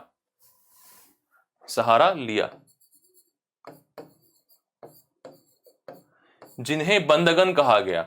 दरअसल इल्तुतमिश ने एक हाँ, यहाँ पे लिखा है, राज्य के सबसे महत्वपूर्ण राजनीतिक पदों के लिए उन्हें ध्यान से प्रशिक्षित किया और उन्हें कहा गया तुर्क ए चहलगानी यानी 40 जो हैं वो 40 तुर्की नस्ल के अफसर थे, जिन्हें महत्वपूर्ण प्रशासनिक पदों पर उनकी नियुक्ति की गई, चाहे या महत्वपूर्ण इक्ता भी उन्हें दिए गए। देखिए, ये शब्द बंदगन, अभी के टाइम में हम किसी व्यक्ति को बंदा कह देते हैं, कैजुअली, एक कैजुअल रिफरेंस है, बंदा कह देते हैं, लेकिन इस शब्द का जो मूल है वो बंदगन से है। उस समय बंदे का मतलब था गुलाम, आप किसी के आदमी हैं, किसी के गुलाम हैं। अब उसका मतलब जो है बदल गया है, एक किसी भी व्यक्ति को आप कह सकते हैं। लेकिन दिक्कत यह हुई कि इल्तुतमिश के जानने के बाद यही तुर्क चहलगनी एक डीप स्टेट की तरह काम करने लगे। मतलब उनके बाद जो सुल्तान आए उन्हें खासा परेशानी हुई इनसे। अगर वो सुल्तान उन्हें रास ना आता तो उसे हटा देते। तो उन्होंने जो 40 अफसर चुने, हालांकि ये जो शब्द है ये 40 अफसर की गिनती पक्की नहीं है कि 40 ही थे, ये कम ज्यादा हो सकते हैं, लेकिन इनका ये नाम उन्हें दिया गया था। तो इन्होंने क्या बाद के सुल्तानों के लिए दिक्कत पैदा कर दी? क्यों? लेकिन उसके पहले सवाल यह है कि गुलाम को देखिए, हम आम तौर पे आप चाहे हॉलीवुड की मूवी देखें या हिंदी मूवी देखें, गुलाम शब्द का एक सीमित मतलब है। जो अशिक्षित है, जो कमजोर है, खेतों में काम करता है, बहुत यातना होती है जिसके ऊपर, उसका एक नस्लीय एंगल भी है अगर आप अमेरिकी फिल्में देखते हैं तो गुलाम को इतना प्रशिक्षित करना कि उसे आपका जो गुलाम है वो आपके बाद सुल्तान बन जाए या उसे प्रमुख सैनिक पद देना, ये थोड़ा अलग सुनने में आता है। तो कारण उसका यह है कि गुलामी, ये जो गुलामी है, ये जो मतलब जो अमेरिकन गुलामी का जो कॉन्सेप्ट है उससे काफी अलग है। क्योंकि जो अब्बासिद खलीफा थे, ठीक है, आपको याद हो कि पहले उमैयद खलीफा आए और उसके बाद अब्बासिद खलीफा आए जो बगदाद से शासन करते थे, और उन्होंने अपने शासन को काफी दूर तक फैलाया था। उन्होंने इस प्रकार के गुलामों को प्रशासन में शामिल करने की प्रथा शुरू की थी। बाद में जब सुल्तान का कॉन्सेप्ट आया, ठीक है, मोहम्मद गौरी या महमूद गजनी थे, उन्होंने भी इसको जारी रखा। और सिर्फ इधर ही नहीं, चाहे मध्य एशिया के सुल्तान हो, चाहे इजिप्ट के सुल्तान हो, एक ममलूक वंश, एक गुलाम वंश इजिप्ट में भी है, सिर्फ भारत में ही नहीं, और वो भी ऐसे ही गुलामों के थ्रू चला था। एक तरफ तो ये गुलाम अपने मालिक पर पूरी तरीके से निर्भर थे, तो सुल्तान उन पर भरोसा कर सकता था कि क्या है कि आप, खास करके अब्बासिद कलीफ जो मध्य एशिया से, सेंट्रल एशिया से कहीं तुर्की नस्ल के या किसी और नस्ल के, जब युद्ध होता था, अगर लोगों को पकड़ा जाता था युद्ध में, तो उसमें से देखते थे कि कौन काबिल है, कि कोई अगर इसमें से कोई सैनिक बन सकता है, या कोई वफादार है स्वभाव में, या कोई ज्यादा जिसका बुद्धि तेज है तो पढ़ने लिखने में तेज होगा, तो उसे उसकी रुचि या उसके एप्टीट्यूड के हिसाब से ट्रेनिंग देके नियुक्त पदों पर नियुक्त किया जाता था। आप गुलाम होने का मतलब यह था कि आप अपने हिसाब से मतलब कहीं जा नहीं सकते कि हाँ आप मतलब तो आपका जहां मालिक है वो कहेगा वो आपको करना पड़ेगा। लेकिन इन गुलामों को काफी बढ़िया से ट्रीट किया जाता था, इतना कि वो आपके पास सुल्तान बन सकते हैं। तो ये परंपरा है, काफी पुरानी है, दिल्ली सल्तनत ने शुरू नहीं की, ये अब्बासिद खलीफाओं से ली गई। और अब्बासिद खलीफाओं को देख के और सल्तनतों ने भी, चाहे ईरान की सल्तनत हो या भारत की सल्तनत हो, चाहे मध्य एशिया की सल्तनत हो, पश्चिम एशिया की सल्तनत हो, इन सब ने इस परंपराओं को अपनाया। इनफैक्ट आप याद हो तो मोहम्मद गौरी का गुलाम था ऐबक, और ऐबक का गुलाम था इल्तुतमिश। एक कहावत है कि एक योग्य और अनुभवी दास पुत्र से बेहतर है। क्यों? क्योंकि पुत्र बगावत कर सकता है अपने पिता के खिलाफ, बट एक गुलाम अपने मालिक के खिलाफ बगावत नहीं करेगा। हाँ, मालिक के मरने के बाद गुलामों में आपस में झगड़ा हो सकता है कि मैं मालिक का सबसे प्रिय था, वो एक बार जब हम कहीं अकेले बैठे थे तो बता रहे थे कि मेरे बाद तुम सुल्तान बनोगे इसलिए मुझे बनना चाहिए। अगला कहेगा अरे ये बात तो मुझे भी मालिक ने कही थी, अब गवाह कौन है? तो आपस में लड़के डिसाइड किया जाएगा। जैसे कि ऐबक के मरने के बाद इल्तुतमिश बनना चाहता था सुल्तान, तो जो गौरी के बाकी के गुलाम थे वो कह रहे थे क्यों भाई, क्यों तुम क्यों? हम चलो मान सकते हैं कि ऐबक उनका सबसे प्रिय गुलाम था, लेकिन उसके बाद तो बाकी गुलामों का नंबर आना चाहिए ना, तुम कहां से? तुम तो लाइन में पीछे आने चाहिए हमारे पीछे। तो एक उसका नुकसान यही है कि मतलब इतना क्लियर इसमें जो है कि सक्सेशन नहीं हो पाएगा। इसके बाद बलबन ने नस्लीय प्राथमिकता दी, मतलब वो जो तुर्की नस्ल के लोग थे, उनको काफी प्राथमिकता देता था। हालांकि अल्तुतमिश के गुलाम थे वो भी तुर्की नस्ल के थे, बट वो सारे उसके गुलाम ही थे। दरअसल बलबन भी इस तुर्क चहलगानी से ही निकल के आया था। बलबन ने उसको थोड़ा फैलाया, लेकिन उसने तुर्कों तक ही सीमित रखा। कहा कि नहीं, गुलाम होना जरूरी नहीं है, लेकिन तुर्की वंश के व्यक्ति को मैं महत्वपूर्ण पदों पर नियुक्त करूंगा। मैं किसी गैर तुर्की को, दरअसल भारतीय मुसलमानों को भी उसको विश्वास नहीं था, उसको सिर्फ तुर्की मुसलमानों पे भरोसा था। और उसने क्या है कि जो अभिजात वर्ग का जो सामाजिक आधार है उसको एक सीमा में रखा, क्योंकि उसको जरूरत भी कम लोगों की थी। बाद में जैसे जैसे अगर वो विस्तार करेगा तो उसे पता चलता कि भाई मुझे और लोगों की जरूरत है, जैसे कि अगर वो किसानों से भू राजस्व वसूल करने की कोशिश करता तो उसे लगता कि नहीं, मुझे ऐसे अधिकारियों की जरूरत है जो स्थानीय मतलब जो वातावरण है, सिनारियो है, उससे वाकिफ हो। अगर वो कोशिश करता कि नहीं मैं विस्तार करना चाहता हूं अपने साम्राज्य का, तो उसे और सैनिक कमांडर चाहिए होते। दक्कन जीतने के लिए कोई दक्कन को ठीक से जानता हो। अब तुर्की तो मध्य एशिया से आएंगे तो वो दक्कन को कैसे जानेंगे। तो चूंकि उसे उतनी जरूरत भी नहीं थी, तो उसने क्या है कि नस्ली प्राथमिकता दी तुर्की नस्ल के लोगों को। फिर उसके बाद जो सुल्तान आए, खास करके जिन सुल्तानों ने प्रशासन की जड़ें जमाना चाहा ग्रामीण क्षेत्रों में, जिन्हें सिर्फ न्याय व्यवस्था, जिन्हें सिर्फ कानून व्यवस्था ही नहीं भू राजस्व भी वसूल करना था, या जिन्हें बाहर की तरफ फैलाना था, उन्होंने धीरे धीरे सल्तनत के सामाजिक आधार का विस्तार किया। पहले भारतीय मुस्लिम और बाद में हिंदुओं को भी जोड़ा जाने लगा प्रशासन से। प्रशासन के प्रमुख पदों में देखिए जो क्लरिकल स्टाफ है, मतलब जैसे कि अगर आप group B, group C, D ऐसे बोलेंगे, तो वहां तो आपको स्वाभाविक है कि लोकल लोगों को इमीडिएटली जोड़ना होगा। ठीक है, वो उनके बिना तो आपका बिल्कुल प्रशासन चल ही नहीं पाएगा। भाई आप इतनी मस्जिदें बनाएंगे, या आपका जो अकाउंट्स डिपार्टमेंट होगा जहां आपके चीजें होंगी, तो वहां पर तो आपको शुरू से ही लोकल्स को हायर करना होगा, उसके बिना नहीं चल पाएगा। लेकिन बात आती है कि प्रमुख पदों पे नियुक्ति करना, आईएएस वाले हो गए, आईपीएस हो गए, मंत्री हो गए, उस तरह की। तो हम जो है उस लेवल की बात कर रहे हैं कि जो ये बलबन थे वो सिर्फ तुर्की नस्ल के लोगों को इन पदों पर नियुक्त करते थे।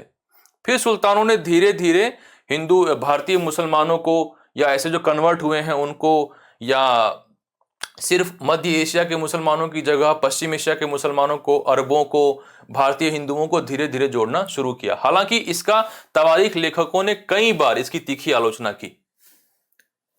कैसे, यहां देखते हैं कि सुल्तान मोहम्मद बिन तुगलक ने अजीज खुमार नामक कलाल यानी शराब बनाने और बेचने वाले को, फिरोज हजाम नामक नाई, मनका तब्बाख नामक बावर्ची और लड्ढा और पीरा नामक मालियों को ऊंचे प्रशासनिक पदों पर बैठाया था।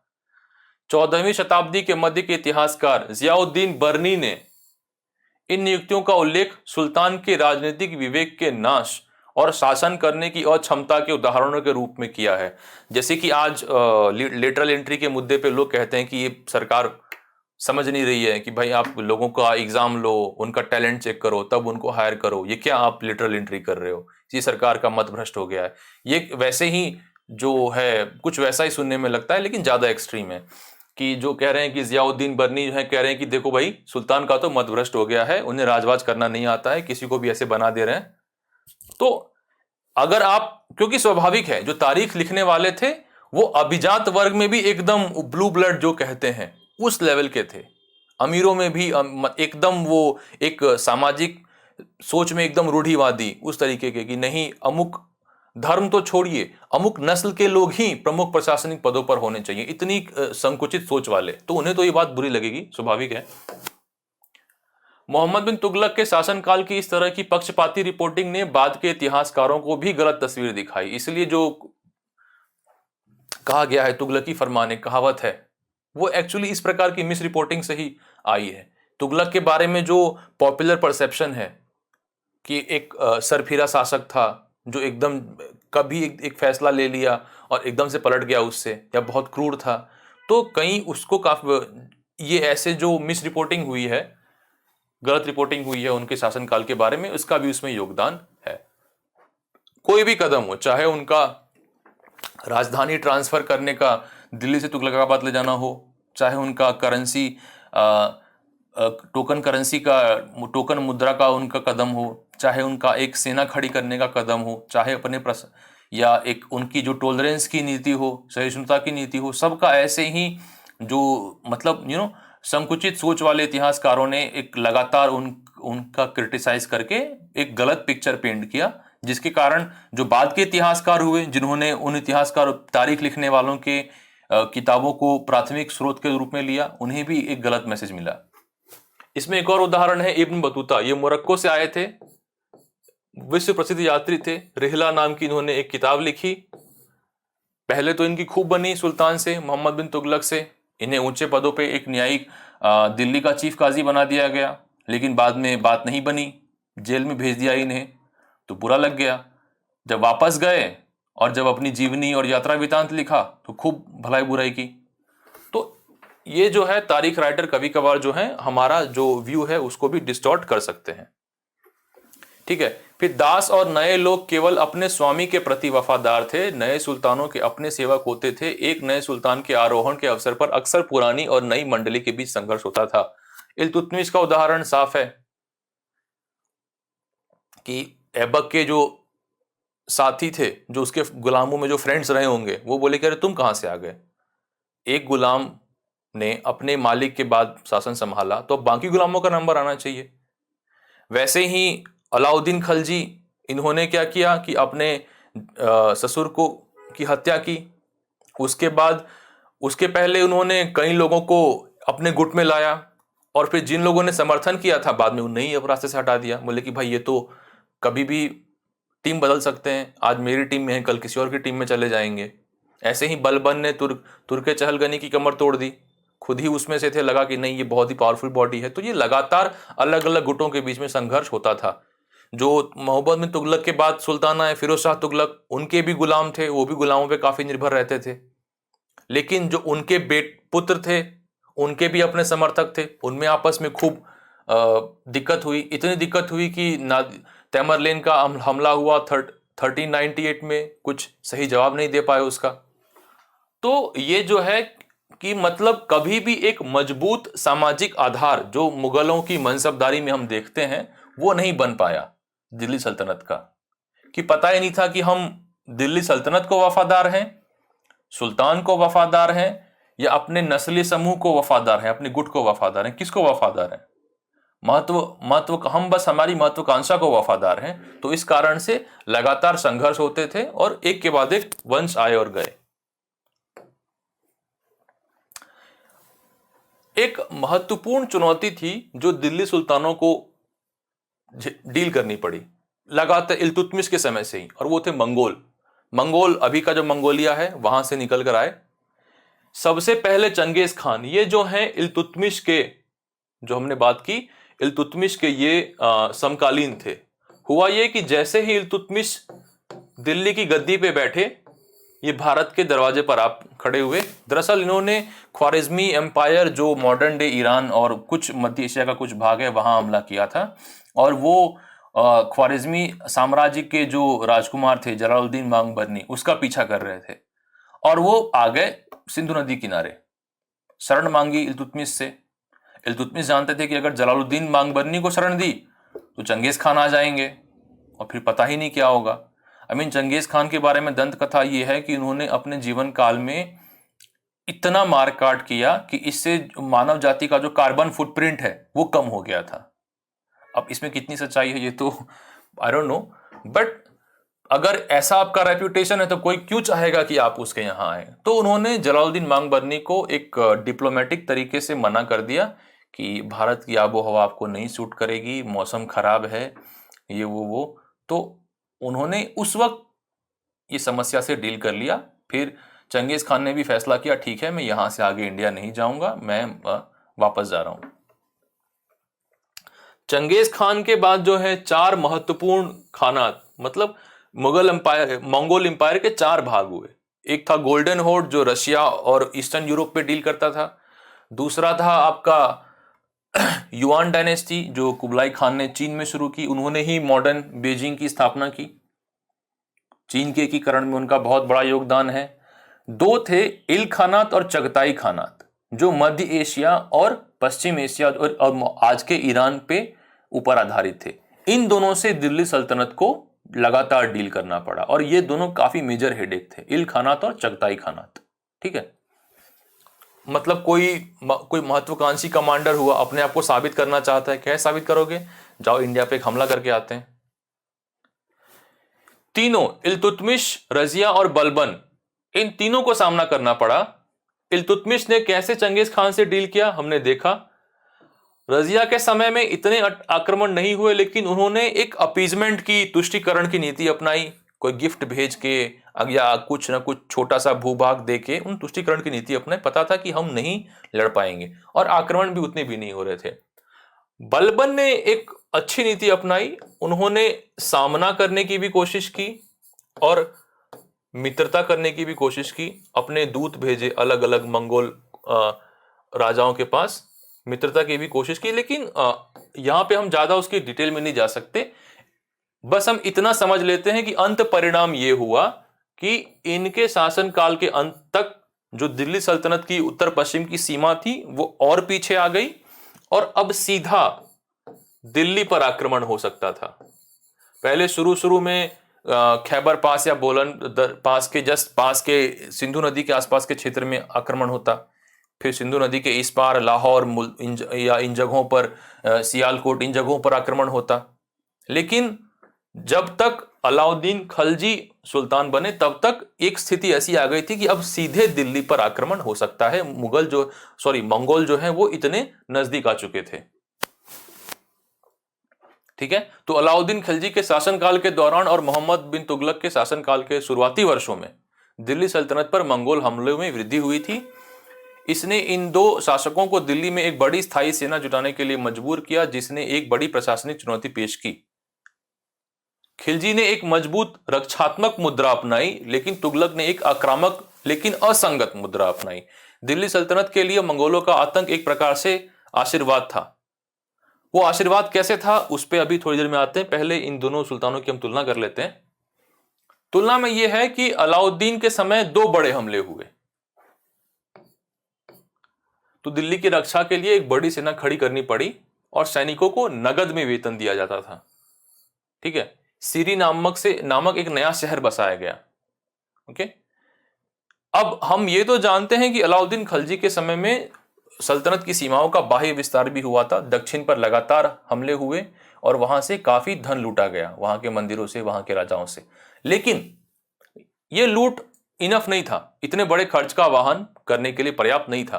तो दो कदम उठाए गए, बाजार सुधार या आप मूल्य नियंत्रण, प्राइस कंट्रोल कह सकते हैं, और दूसरा भू राजस्व प्रशासन में सुधार।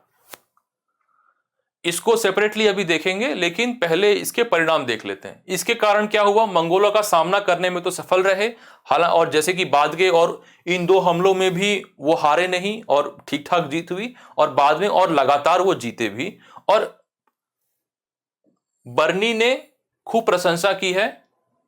लेकिन ये सुधार जो है ज्यादा इनके नहीं चले। दूसरी तरफ नहीं चले इन द सेंस कि जैसे ही अलाउद्दीन खिलजी की मृत्यु हुई, उनके बाद के सुल्तानों ने इन सुधारों को, अगर सुधार इतने कामयाब रहे होते तो उनके बाद के शासक भी उसे कंटिन्यू करते, लेकिन बाद के शासकों ने कंटिन्यू नहीं किया। तो हम कह सकते हैं कि ये अल्पकालीन सुधार ही थे। मोहम्मद बिन तुगलक के शासन के शुरू में एक आध बड़े हमले हुए और सल्तनत ने उसमें बढ़िया जीत हासिल की, तो उसे कॉन्फिडेंस आया। तब तक क्या हुआ कि मध्य एशिया की राजनीति भी चरमरा गई थी, तो इन्हें लगा कि अब डिफेंस भी नहीं, अब ऑफेंस कब की बारी है, कि अब हम आक्रमण करेंगे। ट्रांसऑक्सियाना मींस जो मध्य एशिया में जो ऑक्सस नदी है उसके आसपास का क्षेत्र, उसे ट्रांसऑक्सियाना कहते हैं। ट्रांसऑक्सियाना पर हमला करने के लिए एक बड़ी सेना खड़ी की गई, सैनिकों को नगद वेतन दिया गया, लेकिन इस बार अलग शहर बसाने की जगह जो एक शहर था उसे ही खाली करवा लिया और लोगों को दौलताबाद भेज दिया, नई राजधानी बनाने का जो फैसला था वो भी गलत साबित हुआ। फिर इस खर्च का वहन करने के लिए अतिरिक्त कर लगाया गया, लेकिन उसी समय अकाल भी पड़ गया, जिसके कारण गंगा यमुना दोआब में व्यापक विद्रोह हुआ। जब मोहम्मद बिन तुगलक को अपनी गलती का एहसास हुआ तो उन्होंने कृषि में कई सुधार करने की कोशिश की। एक डिपार्टमेंट बनाया दीवाने अमीर को ही, जिसका काम था कि भाई कृषि में निवेश करना, लोगों को कृषि के लिए ऋण देना ताकि वो कुएं खुदवा सकें, कृषि के लिए उपकरण खरीद सकें इत्यादि। लेकिन इसमें इसका ज्यादा प्रभाव नहीं पड़ पाया, और इसका प्रभाव स्पष्ट होता इसके पहले मोहम्मद बिन तुगलक का शासनकाल खत्म हो चुका था। कीमतों पर नियंत्रण करने की जगह उन्होंने टोकन मुद्रा जारी की।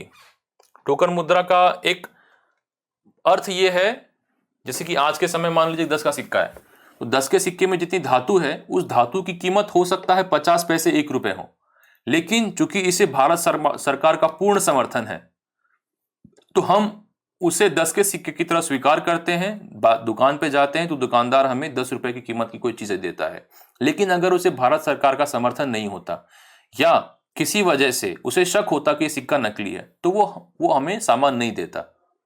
तो यही फर्क है टोकन करेंसी के चलने और ना चलने में।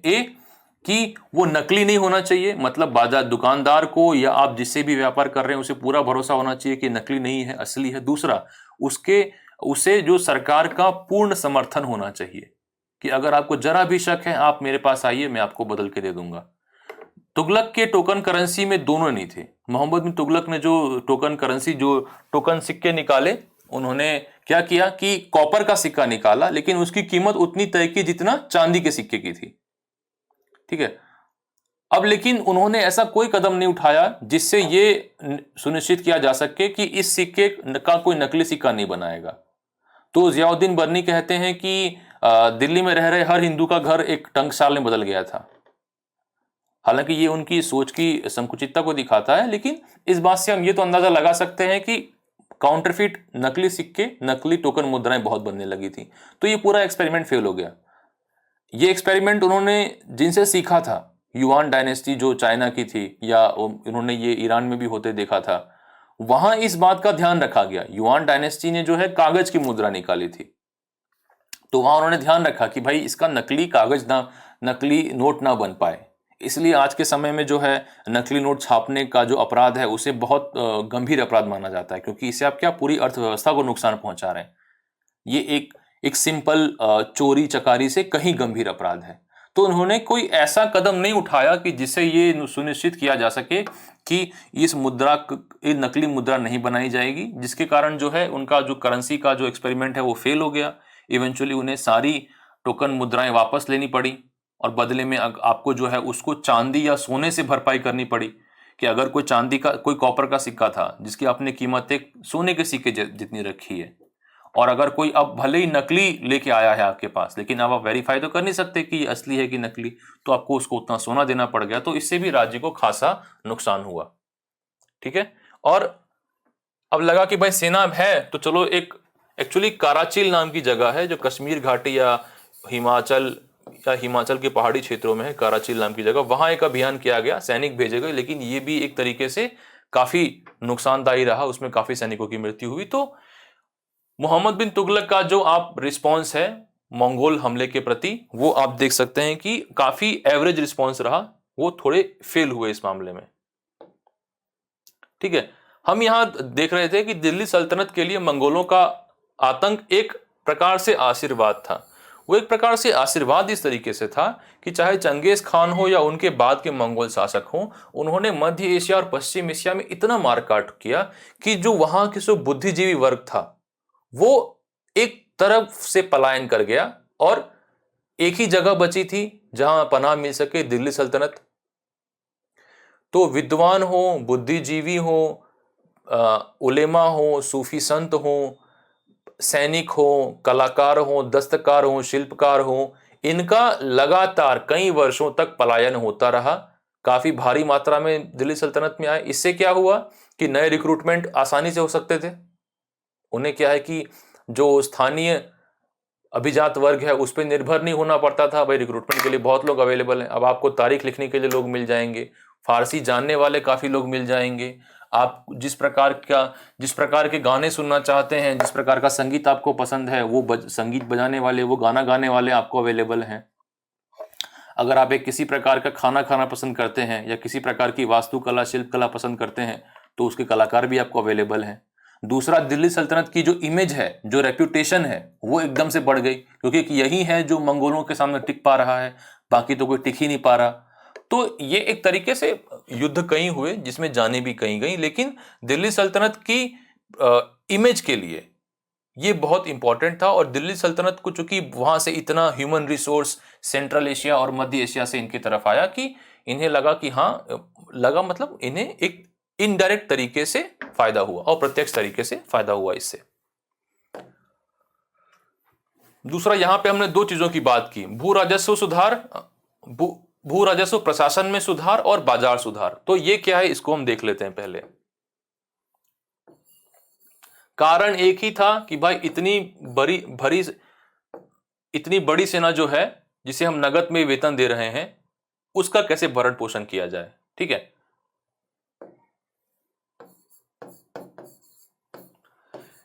देखिए, हमने देखा कि बलबन के काल के पहले दिल्ली सल्तनत का जो नियंत्रण था वो मात्र गैरिसन शहर तक था। बलबन के काल में उन्होंने क्या किया, गैरिसन शहरों के बाहर गांवों तक कानून व्यवस्था स्थापित की कि अब दिल्ली सल्तनत कोई आदेश दे तो गांवों तक लोग माने। लेकिन जो कर की वसूली थी, जो भू राजस्व की वसूली थी, वो अभी भी मध्यस्थों के द्वारा, जिन्हें जो तारीख लिखने वालों ने राय रणका रावत या खुद मुकादम चौधरी ऐसे नाम दिए हैं, उनके द्वारा होता था। ठीक है, तो बिचौलियों के द्वारा होता था। उनकी खुद की भी कई जमीनें होती थी, काफी जमीन होती थी, उपजाऊ जमीन होती थी, तो वो कर वसूल करके देते थे सुल्तान को, और उनकी जो खुद की जमीन थी वो उस पर कर माफी थी। तो आपको अपनी जमीन पे कर नहीं देना है, और आप जो बाकी लोगों से कर वसूल के दे रहे हैं उसके आपको कुछ कमीशन भी मिलेगा। तो इसके कारण मोहम्मद बिन तुगलक को लगा कि बहुत वेस्ट हो रहा है, तो उसने क्या किया, मदीनस्तों को कर भू राजस्व प्रशासन से अलग कर दिया। बोले कि अब आपको हमारे बदले में कर वसूल करने की जरूरत नहीं है, हम कर लेंगे हमारे अधिकारियों के द्वारा। दूसरा, अब आपको जो कर माफी मिली हुई थी अपनी जमीन पे वो भी नहीं मिलेगी, आप भी उतना ही कर देंगे जितना एक छोटा किसान दे रहा है। और उन्होंने एक फिक्स 50% कर निर्धारित कर दिया। इनकी कोशिश होती थी कि इसे नगद में लिया जाए, हालांकि इसमें एक अपवाद था जिसको हम बाद में देखेंगे।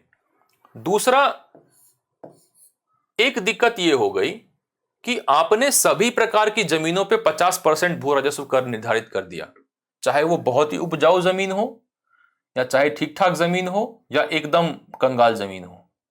तो अब कोई बड़ा भूस्वामी है, उसके पास तो अच्छी जमीन होगी। अगर आपने एक अच्छी जमीन के आधार पर 50% तय किया है, तो हो सकता है कि वो एक कम उपजाऊ जमीन का 75% हो जाए अपने आप, या एक बंजर जमीन का 100% हो जाए। तो आपको पहले चाहिए था कि आप पहले जमीन की जो उर्वरता है, फर्टिलिटी है, उसको चेक करें, उसके हिसाब से देखें कि इसके कितना क्रॉप होता है, कितनी उपज होती है, उसका 50% आप लें। लेकिन इन्होंने क्या किया, एक किसी भी एक जमीन को माप लिया कि हाँ इस जमीन पे कितना हो रहा है, 50% इसका डिसाइड करो, सब 50% देंगे। तो ये एक फॉल्ट था इस प्रोसेस सिस्टम में। दूसरा, आपने मध्यस्थों को हटा दिया लेकिन कर इतना बढ़ा दिया, सीधे 50%। पहले ऐसा माना जाता है कि ये एक चौथाई या एक तिहाई जितना रहा होगा। तो आपने एक तरीके से मध्यस्थों को हटा दिया, लेकिन उसका लाभ जो है किसान को नहीं हुआ, उसका लाभ सुल्तान को हुआ। दूसरा, हमने इसके अपवाद को, ये हो गया उनका भू राजस्व प्रशासन। इन्होंने जो जमीन का वर्गीकरण नहीं किया, इस गलती को शेरशाह सूरी ने ठीक किया। उन्होंने भी एक कमी छोड़ी जिसे आगे चल के अकबर ने ठीक किया। तो उसको हम आगे के चैप्टर्स में देखेंगे। अब यहां बचा हमने कहा कि आमतौर पर जो वो राजस्व लेते थे वो नगद में लेते थे, लेकिन एक अपवाद था। अपवाद ये था कि दिल्ली के आसपास के क्षेत्रों से वो नगद में नहीं उपज लेते, जो भी आपकी फसल की उपज है वो 50% लेंगे, और उससे दिल्ली और महत्वपूर्ण गैरिसन शहरों के गोदाम भरे जाएंगे। क्यों? ताकि अगर कोई अकाल पड़ता है या किसी वजह से शहर तक अनाज नहीं आ सकता, तो सेना को खिलाने के लिए वो चाहिए। तो यहां से हम वापस आते हैं सेना पे। अच्छा, आपने कहा कि आप सेना को वेतन दे रहे हैं, कैश नगद वेतन दे रहे हैं, सबके पास नगद है। अब सब पहुंच गए अनाज खरीदने के लिए, डिमांड बढ़ गया, और सप्लाई बढ़ने का ऐसा कोई कारण है नहीं, क्योंकि तकनीकी सुधार तो हो नहीं रहा और ना कोई इतना निवेश हो रहा है कि अब फसल भी बढ़ जाएगी। तो इससे क्या है, इन्फ्लेशन होगा। ठीक है, तो अब इन्फ्लेशन होने से क्या होगा, अगर महंगाई बढ़ जाएगी तो भले आप वेतन दे रहे हैं, लेकिन किसान, एक जो सैनिक है, उसका जो लाइफस्टाइल है वो उसमें मेंटेन नहीं हो पाएगा। तो आपको लगातार वेतन बढ़ाते रहना पड़ेगा, महंगाई बढ़ेगी तो ये एक समस्या है। तो इन्होंने कोशिश की कि बाजार नियंत्रण के जरिए जो बाजार में जो चीजें बिक रही हैं, खाने पीने की चीज हो, कपड़ा हो, घोड़े हो, गुलाम हो, कुछ भी हो, हर चीज की कीमत पे नियंत्रण स्थापित किया। बाजार का वर्गीकरण किया, 3 प्रकार बनाए कि इस बाजार में अनाज बिकेगा, इस बाजार में कपड़े बिकेंगे, इस बाजार में घोड़े, गुलाम, भेड़, बकरी, ये सब बिकेंगे। देखिए, सोचने वाली बात है, गुलाम जो एक इंसान है और भेड़ बकरी वो एक ही बाजार में बिक रहे हैं। तो इसके अलावा उन्होंने एक नौकरशाही की स्थापना की। भाई तुम्हारा काम है इन बाजारों पे नजर रखना कि जो जितने व्यापारी हैं रजिस्टर होने चाहिए, कोई आके बेच नहीं सकता, कोई ब्रोकर नहीं होना चाहिए बीच में, क्यों क्या होगा, ब्रोकर कमीशन लेगा तो चीजों के दाम बढ़ जाएंगे। दूसरा कि जो दाम अलाउद्दीन खिलजी खुद तय करेंगे उन्हीं दामों पे चीजें बिकेंगी, ना एक पैसा ऊपर ना एक पैसा नीचे। और इस बात से जो शहर का जो मध्यम वर्ग था और जो तारीख लिखने वाले थे वो इतने आश्चर्यचकित हो गए, कहते थे कि इतने साल हो गए लेकिन 1 रुपया दाम ऊपर नीचे नहीं गया। तो इस बात से शहर में रहने वालों को तो बहुत फायदा हुआ, लेकिन इसका आप एक परिणाम देखिए कि भाई आपने अगर दाम रोक रखा है, किसी चीज का दाम बढ़ने नहीं दे रहे हैं, तो इसका कहीं ना कहीं नुकसान तो किसान को है ना। अभी क्या होता है, अगर गवर्नमेंट सरकार किसी कारण से निर्यात पे प्रतिबंध लगा देती है तो ठीक है, दाम बढ़ना रुक जाता है, लेकिन क्या है कि किसान को जब जिस मौके पर अपनी फसल का सही मूल्य मिलना चाहिए था उस मौके पर नहीं मिल पाता है। तो आपने बाजार नियंत्रण किया, ठीक है, आपको आपके सैनिकों को का कम वेतन में भी भरण पोषण हो गया, उनकी जो लाइफस्टाइल थी वो मेंटेन हुई, लेकिन इससे किसान को तो नुकसान था। लेकिन फिर भी ये 2 स्टेप काफी फेमस रहे उनके।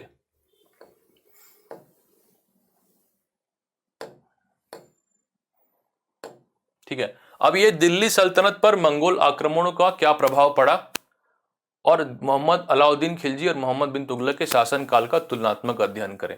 भाई प्रभाव ये था कि अलग अलग सुल्तानों ने अलग अलग तरीके से उससे निपटने की कोशिश की। शुरू के सुल्तानों को काफी दिक्कत आई, इल्तुतमिश ने तुष्टीकरण की नीति अपनाई, रजिया ने तुष्टीकरण की नीति अपनाई, बलबन ने पूरी कोशिश की, उन्होंने रक्षा करने की भी कोशिश की, प्रांतीय सीमाओं पे उन्होंने किलेबंदी की, उन्होंने वहां पे गैरिसन रखे, उन्होंने दूत भी भेजे, उन्होंने राजनीतिक संबंध बनाने की कोशिश की, लेकिन फिर भी सल्तनत की सीमाएं लगातार खिसकती रही। मंगोल लगातार नए नए क्षेत्र जीतते रहे। अलाउद्दीन खिलजी और मोहम्मद बिन तुगलक ने सबसे ज्यादा इसका सामना किया, और फिर हमने उन दोनों का कंपैरिजन भी पढ़ा था कि कैसे अलाउद्दीन खिलजी डिफेंस में भी सक्सेसफुल रहे और मोहम्मद बिन तुगलक अटैक करना चाहते थे, उसके लिए उन्होंने सेना भी खड़ी की लेकिन अटैक कर नहीं पाए और इवेंचुअली उन्हें उस सेना को बर्खास्त करना पड़ा। तुगलकों के बाद सैयद और लोदी राजवंशों ने दिल्ली और आगरा पर सन 1526 ईस्वी तक शासन किया। तब तक जौनपुर, बंगाल, मालवा, गुजरात, राजस्थान और पूरे दक्षिण भारत में स्वतंत्र शासक कायम हो चुके थे। दरअसल ये तुगलक वंश के अंत तक ही जौनपुर, बंगाल, मालवा और गुजरात स्वतंत्र हो गए थे। ठीक है, तुगलक वंश का अंत भी नहीं, मोहम्मद बिन तुगलक की मृत्यु के साथ ही उनके बाद जो फिरोज शाह तुगलक आए उन्होंने कोशिश की कि कुछ क्षेत्रों को जीता जाए, खास करके बंगाल, सिंध को, लेकिन उनको कामयाबी नहीं मिली, तो ये बहुत पहले आजाद हो गए थे। उसके बाद सैयद और लोदी आए।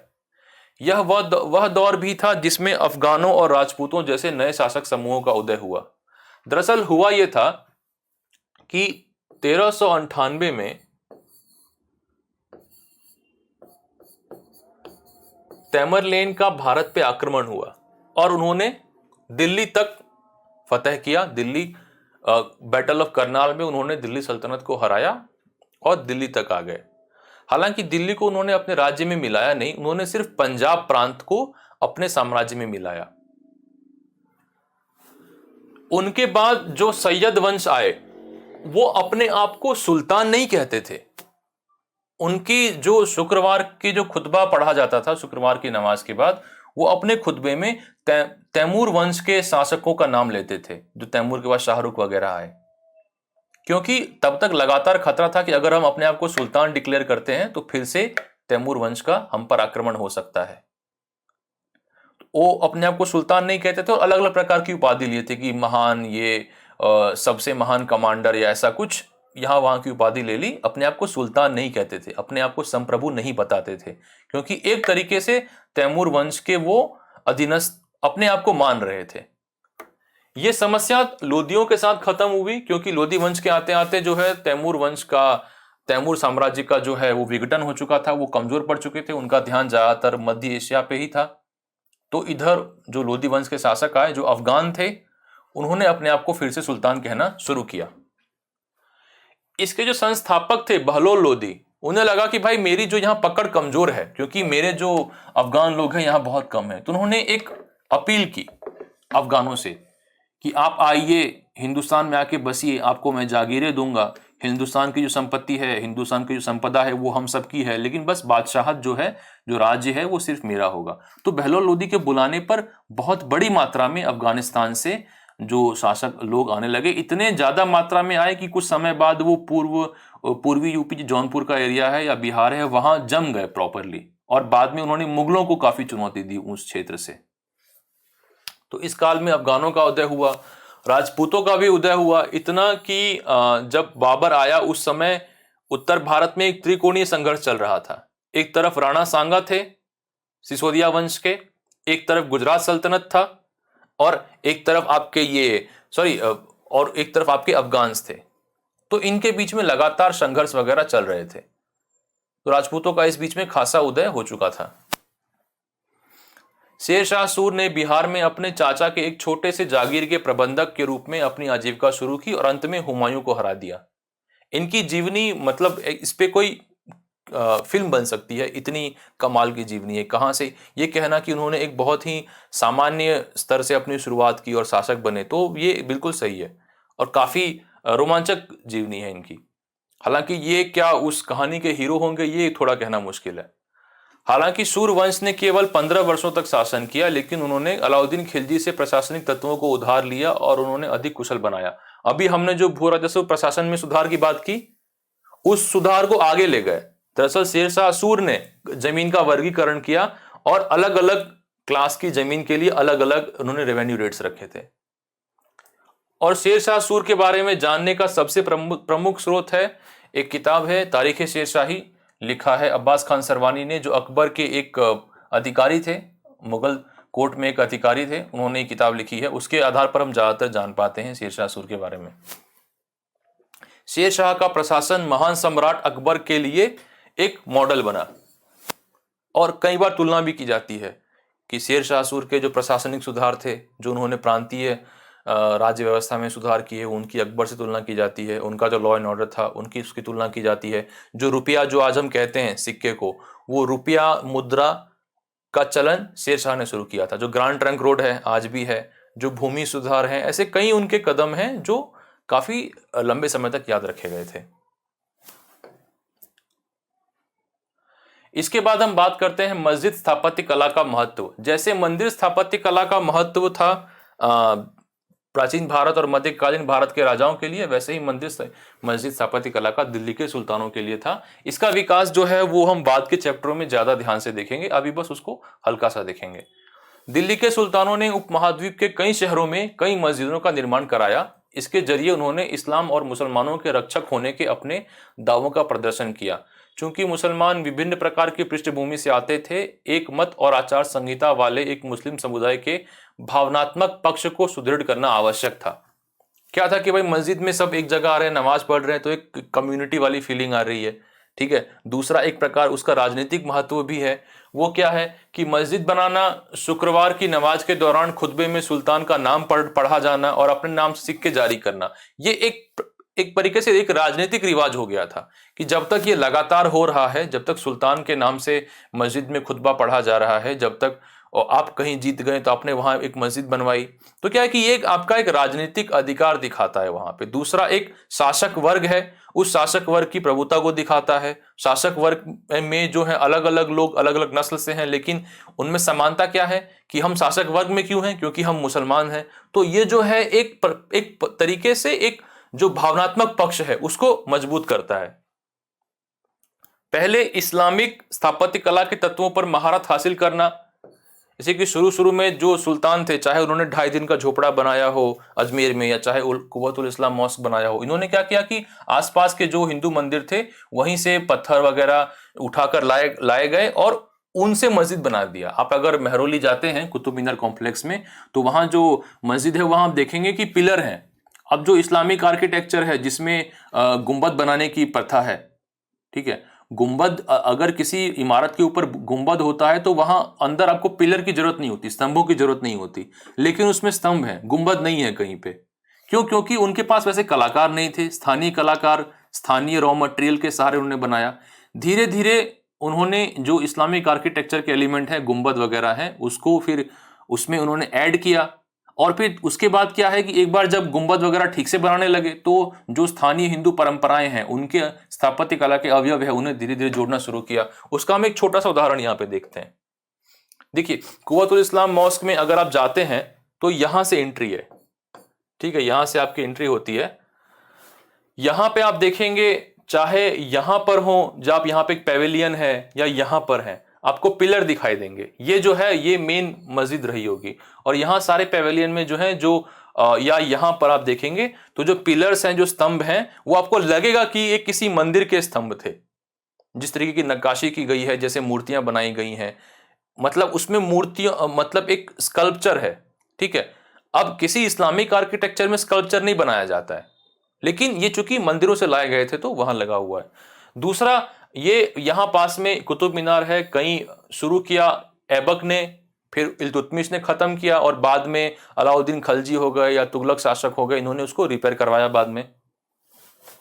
इस तरफ ये एक चीज है जिसे यहां नाम दिया गया है अलाई मीनार। दरअसल अलाउद्दीन खलजी ने शुरू किया था इसको बनवाना, और एक सोच ये थी कि कुतुब मीनार से चौड़ाई दुगनी हो और ऊंचाई दुगनी हो। लेकिन अलाउद्दीन खलजी का शासनकाल खत्म हो गया, फंडिंग रोक दी गई इसकी। अब फंडिंग रुक जाएगी तो प्रोजेक्ट रुक जाएगा। दूसरी तरफ यहां पे है अलाई दरवाजा, ठीक है। यहां ये पहला उदाहरण है सल्तनत कालीन स्थापत्य कला में एक प्रॉपर गुंबद बनाने की।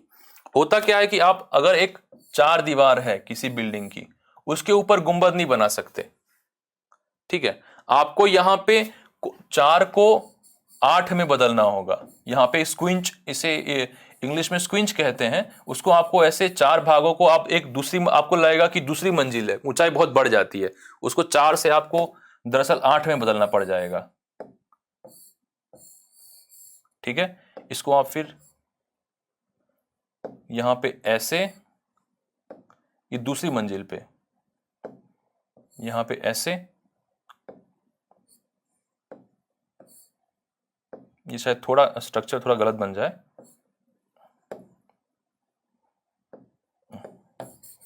मतलब पहली मंजिल होगी जो आपकी ऐसी होगी, और दूसरी मंजिल जो है वो ऐसी बन जाएगी, उसी के पहली मंजिल के ऊपर। तो फिर उसके ऊपर आप गुंबद लगा सकते हैं, जिसको हम स्क्विंच कहते हैं, वो ये जो स्ट्रक्चर है इसको। तो यहां से पहली बार एक प्रॉपर गुंबद बन पाया। फिर ये उदाहरण है बेगमपुरी मस्जिद का, ये जहां ये मोहम्मद बिन तुगलक के काल में बनाई गई थी, ठीक है। इसमें आप देखिए कि गुंबद तो है, अच्छा एक और फीचर है ये मीनार का, लेकिन ये मीनार जो है ये अभी मुख्य बिल्डिंग से जुड़ी हुई है। बाद में धीरे धीरे, खास करके आप देखेंगे चाहे वो ताजमहल हो, वहां क्या है कि मीनार 4 कोनों पर है। ये जो स्ट्रक्चर है कि सबसे फ्रंट में इतना ऊंचा है और साइड में एक लंबी एक सेम स्ट्रक्चर को दोबारा बनाया गया है, ये चीज आपको हुमायूं के मकबरे में भी दिखाई देगी। तो क्या है कि धीरे धीरे उसका विकास हुआ है। दूसरा, यहां पे आपको ये छज्जा दिखाई देगा। अब ये छज्जा जो है ये स्थानीय स्थापत्य कला का नमूना है। ये जो स्तंभ वगैरह है ये भी स्थानीय स्थापत्य कला के नमूने हैं। तो एक एक करके एलिमेंट को ऐड किया गया है। फिर 2 और उदाहरण है, मोट की मस्जिद जो लोधी काल में बनी, और जमली कमली मस्जिद जो 16वीं शताब्दी में बनी। इन दोनों में आप देखिए कई सारे जो हिंदू स्थापत्य कला की चीजें हैं, ये आप यहां देख लिए, ये झरोखा है, या जो गुंबद है उसके ऊपर एक कलश बनाया गया है ऊपर की तरफ, यहां पे या यहां पे, इसमें भी कलश बनाया गया है, यहां पे एक झरोखा दिया गया है। नक्काशियां हैं, उसमें आपको कहीं आपको एलिमेंट मिल जाएंगे उसके। तो क्या है, धीरे धीरे उन्होंने स्थानीय स्थापत्य कला के अवयवों को उसमें जोड़ना शुरू किया, और ऐसे जो मस्जिद स्थापत्य कला है इसका विकास हुआ। हालांकि इसके विकास को हम आगे के चैप्टर्स में देखेंगे, जब हम शासक और स्थापत्य कला की एक साथ बात करते हैं। तो इसके साथ आपका दिल्ली सल्तनत का चैप्टर 3 का लेक्चर खत्म होता है। आगे के जो मुगल काल है उसको हम आगे के लेक्चर्स में देखेंगे। Thank you.